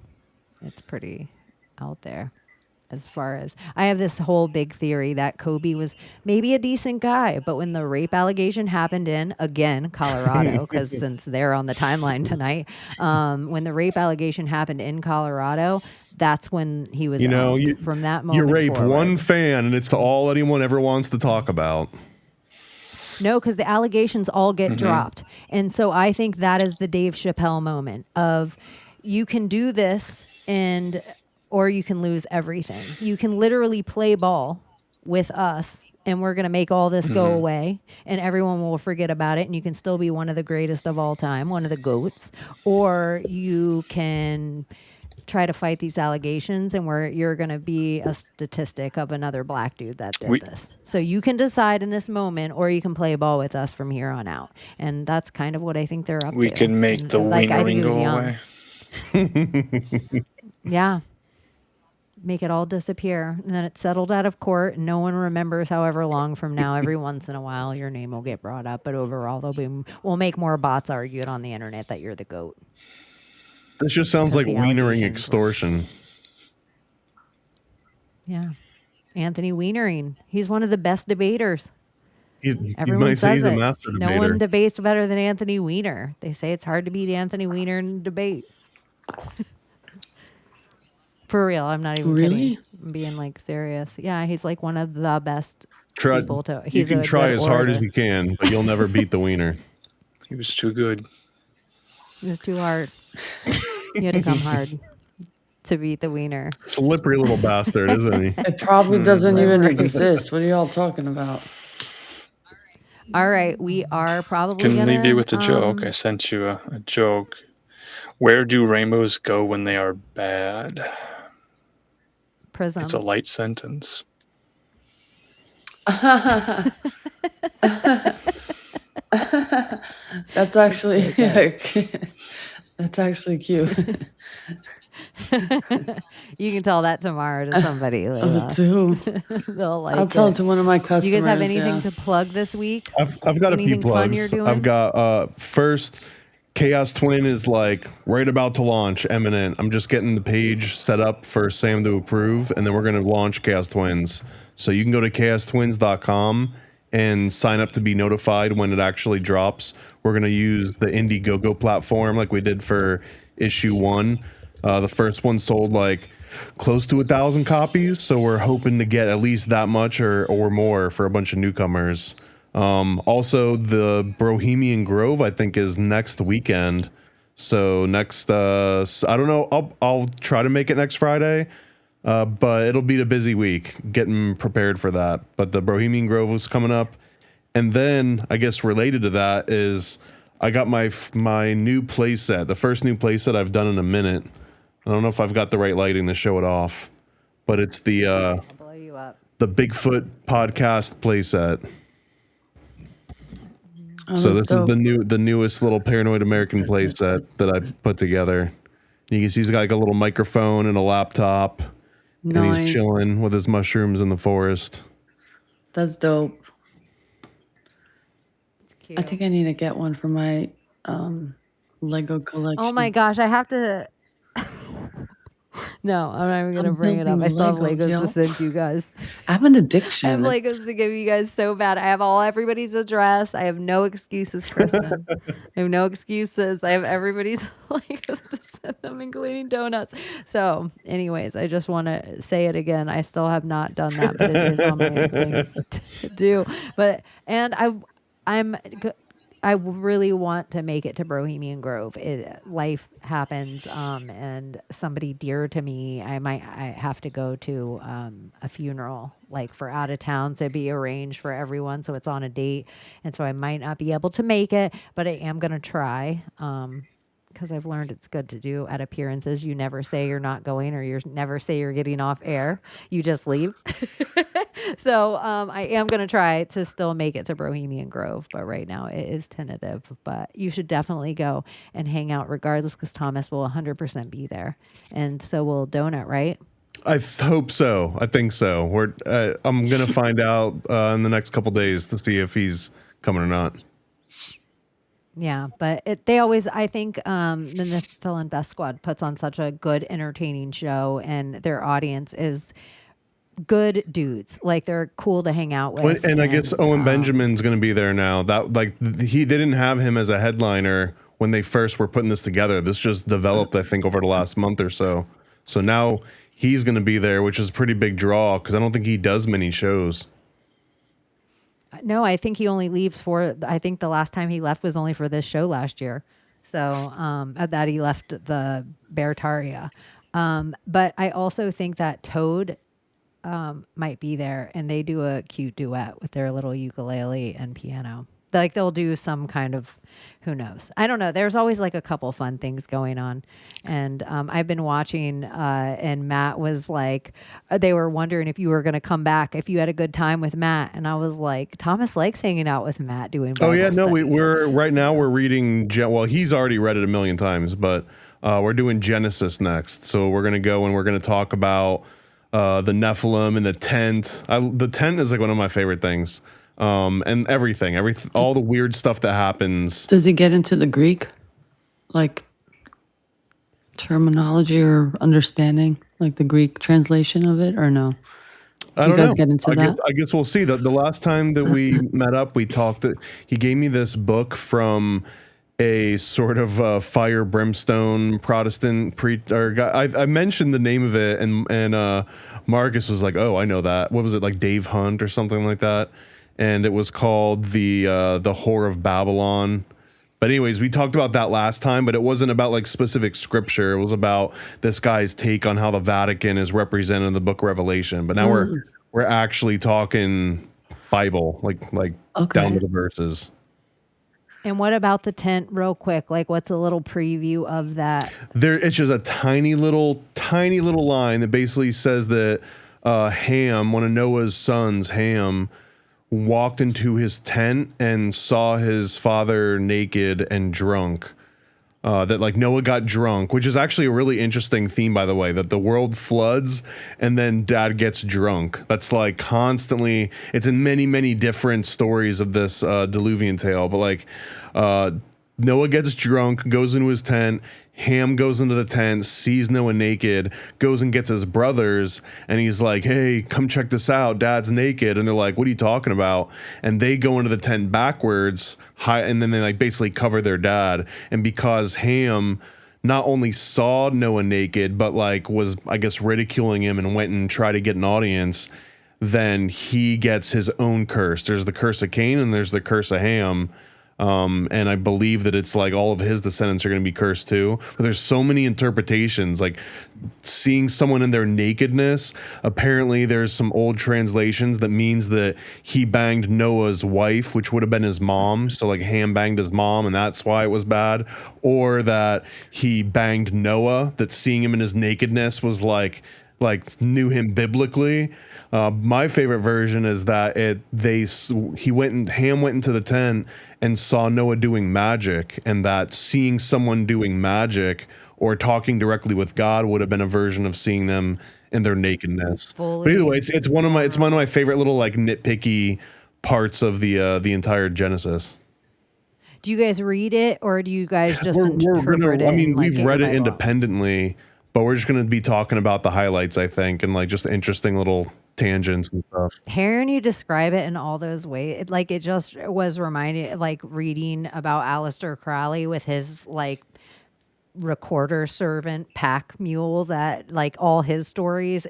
I'm like, oh, I didn't even know that was an interpretation of the thing of like, and it could have meant they had sex, and I'm like, oh, like, huh, that's very Aleister, because it's like a layer of magic for him breaking his own. I don't know. It would have been his dude Solomon is full nakedness, like vulnerability, like in that state. I don't know. It's crazy. I didn't even think about that with Why the am I Bible. thinking of the story of some girls who got their father pregnant and fucked their father and they got pregnant or something like that? Who was that? Oh, that's also in Genesis. Yeah, who was that? It was two daughters. It was an older daughter does it first, and then she talks her younger daughter into doing it. But they do it for just reasons, because they need they don't have like men that are helping them conceive. So it's their way of like perpetuating the family line. I can't remember which book of Genesis it was, but that's Apparently definitely that bloodline is the Asian bloodline. From this video that freaking Abbie sent us. Oh my God, this guy was going ham. Like ham on. This guy was going Oh ham. my God. Dude. That's what it means now. We're like, whoa, New relax. No one needs to fuck their mom around here. But it's very interesting, and it's saying your bloodline looks the way it looks because the story of the two daughters getting their father drunk and fucking their own father, and that's why you guys look that way, and everybody got to get out of fucking America. You're all fucking immigrants, and fuck you Arabs, and fuck you Haitians, and he's this black man just calling everybody all out, all by the bloodlines of Noah and all these other. I'm just like, holy shit. And then that story came up, and I thought that's what he was talking about. And I'm like, what story is this then? I didn't know about that. Isn't there, and if I'm so far off, isn't there a story like Bigfoot is the ham relation? Cain. The Bigfoot is Cain because Cain was cursed to walk the earth forever. And that's why, like, because is he the wandering Jew? The wandering Jew. He's the wandering Jew. Bigfoot's the wandering Jew. Holy shit. Holy shit. Look how it ended. Yeah.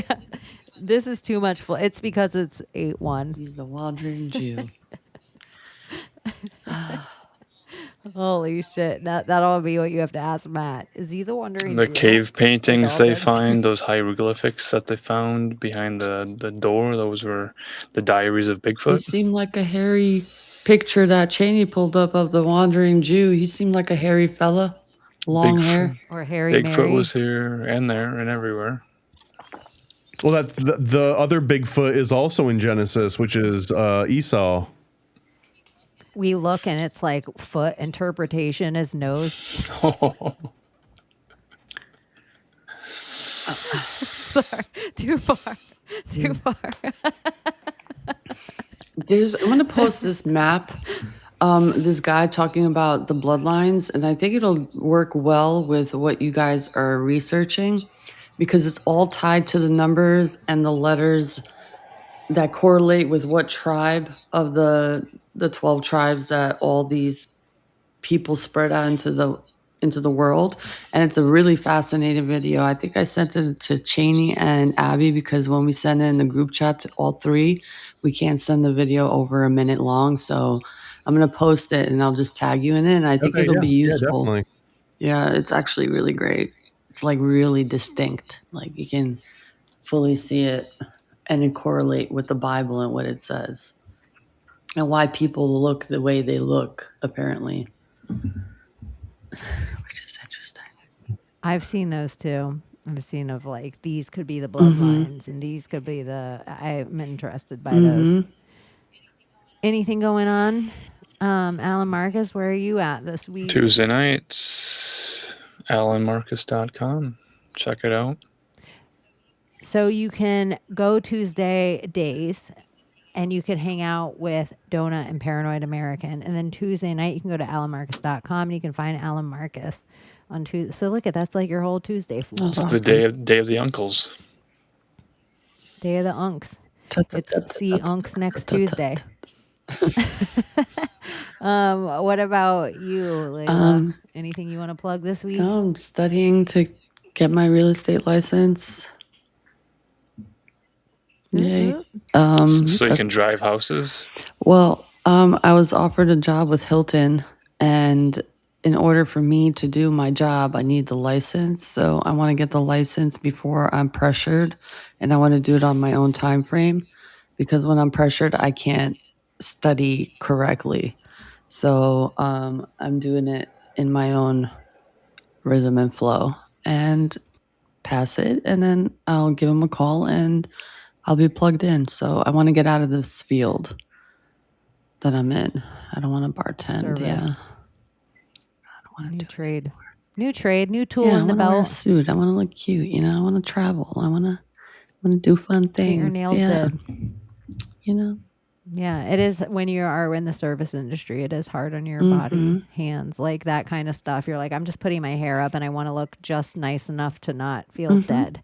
But when you're like in a field of like officing or marketing or those kind of things, agreed. Take it to the next level. Sometimes you look Heck crisp. yeah. I call it fresh to death. I'm like, look at me, I'm fresh to death in my For fresh now, clothes. save some money and then open my own business. Yeah. Perf. That's it. All right, you guys. We love you so, so much. We're so grateful, as always, that you came to hang out with us.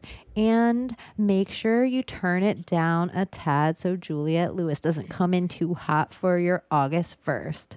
So make sure you have a good month, and we will see you soon. Bye. Can you save us, Britney Spears? Can we be saved? God, why is Satan controlling the universe? Here comes Santa.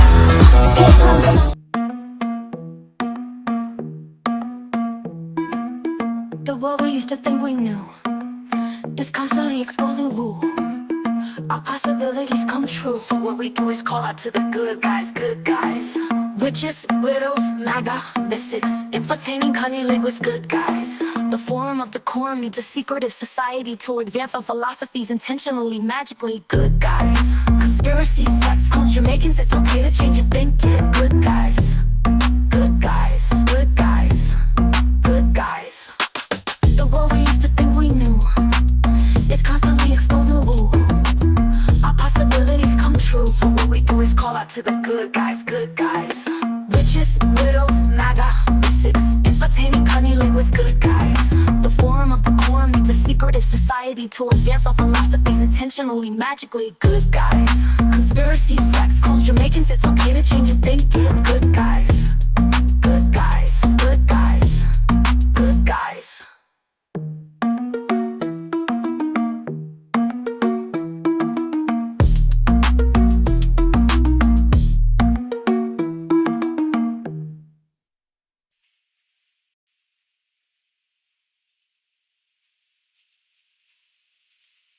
You're still here? It's over.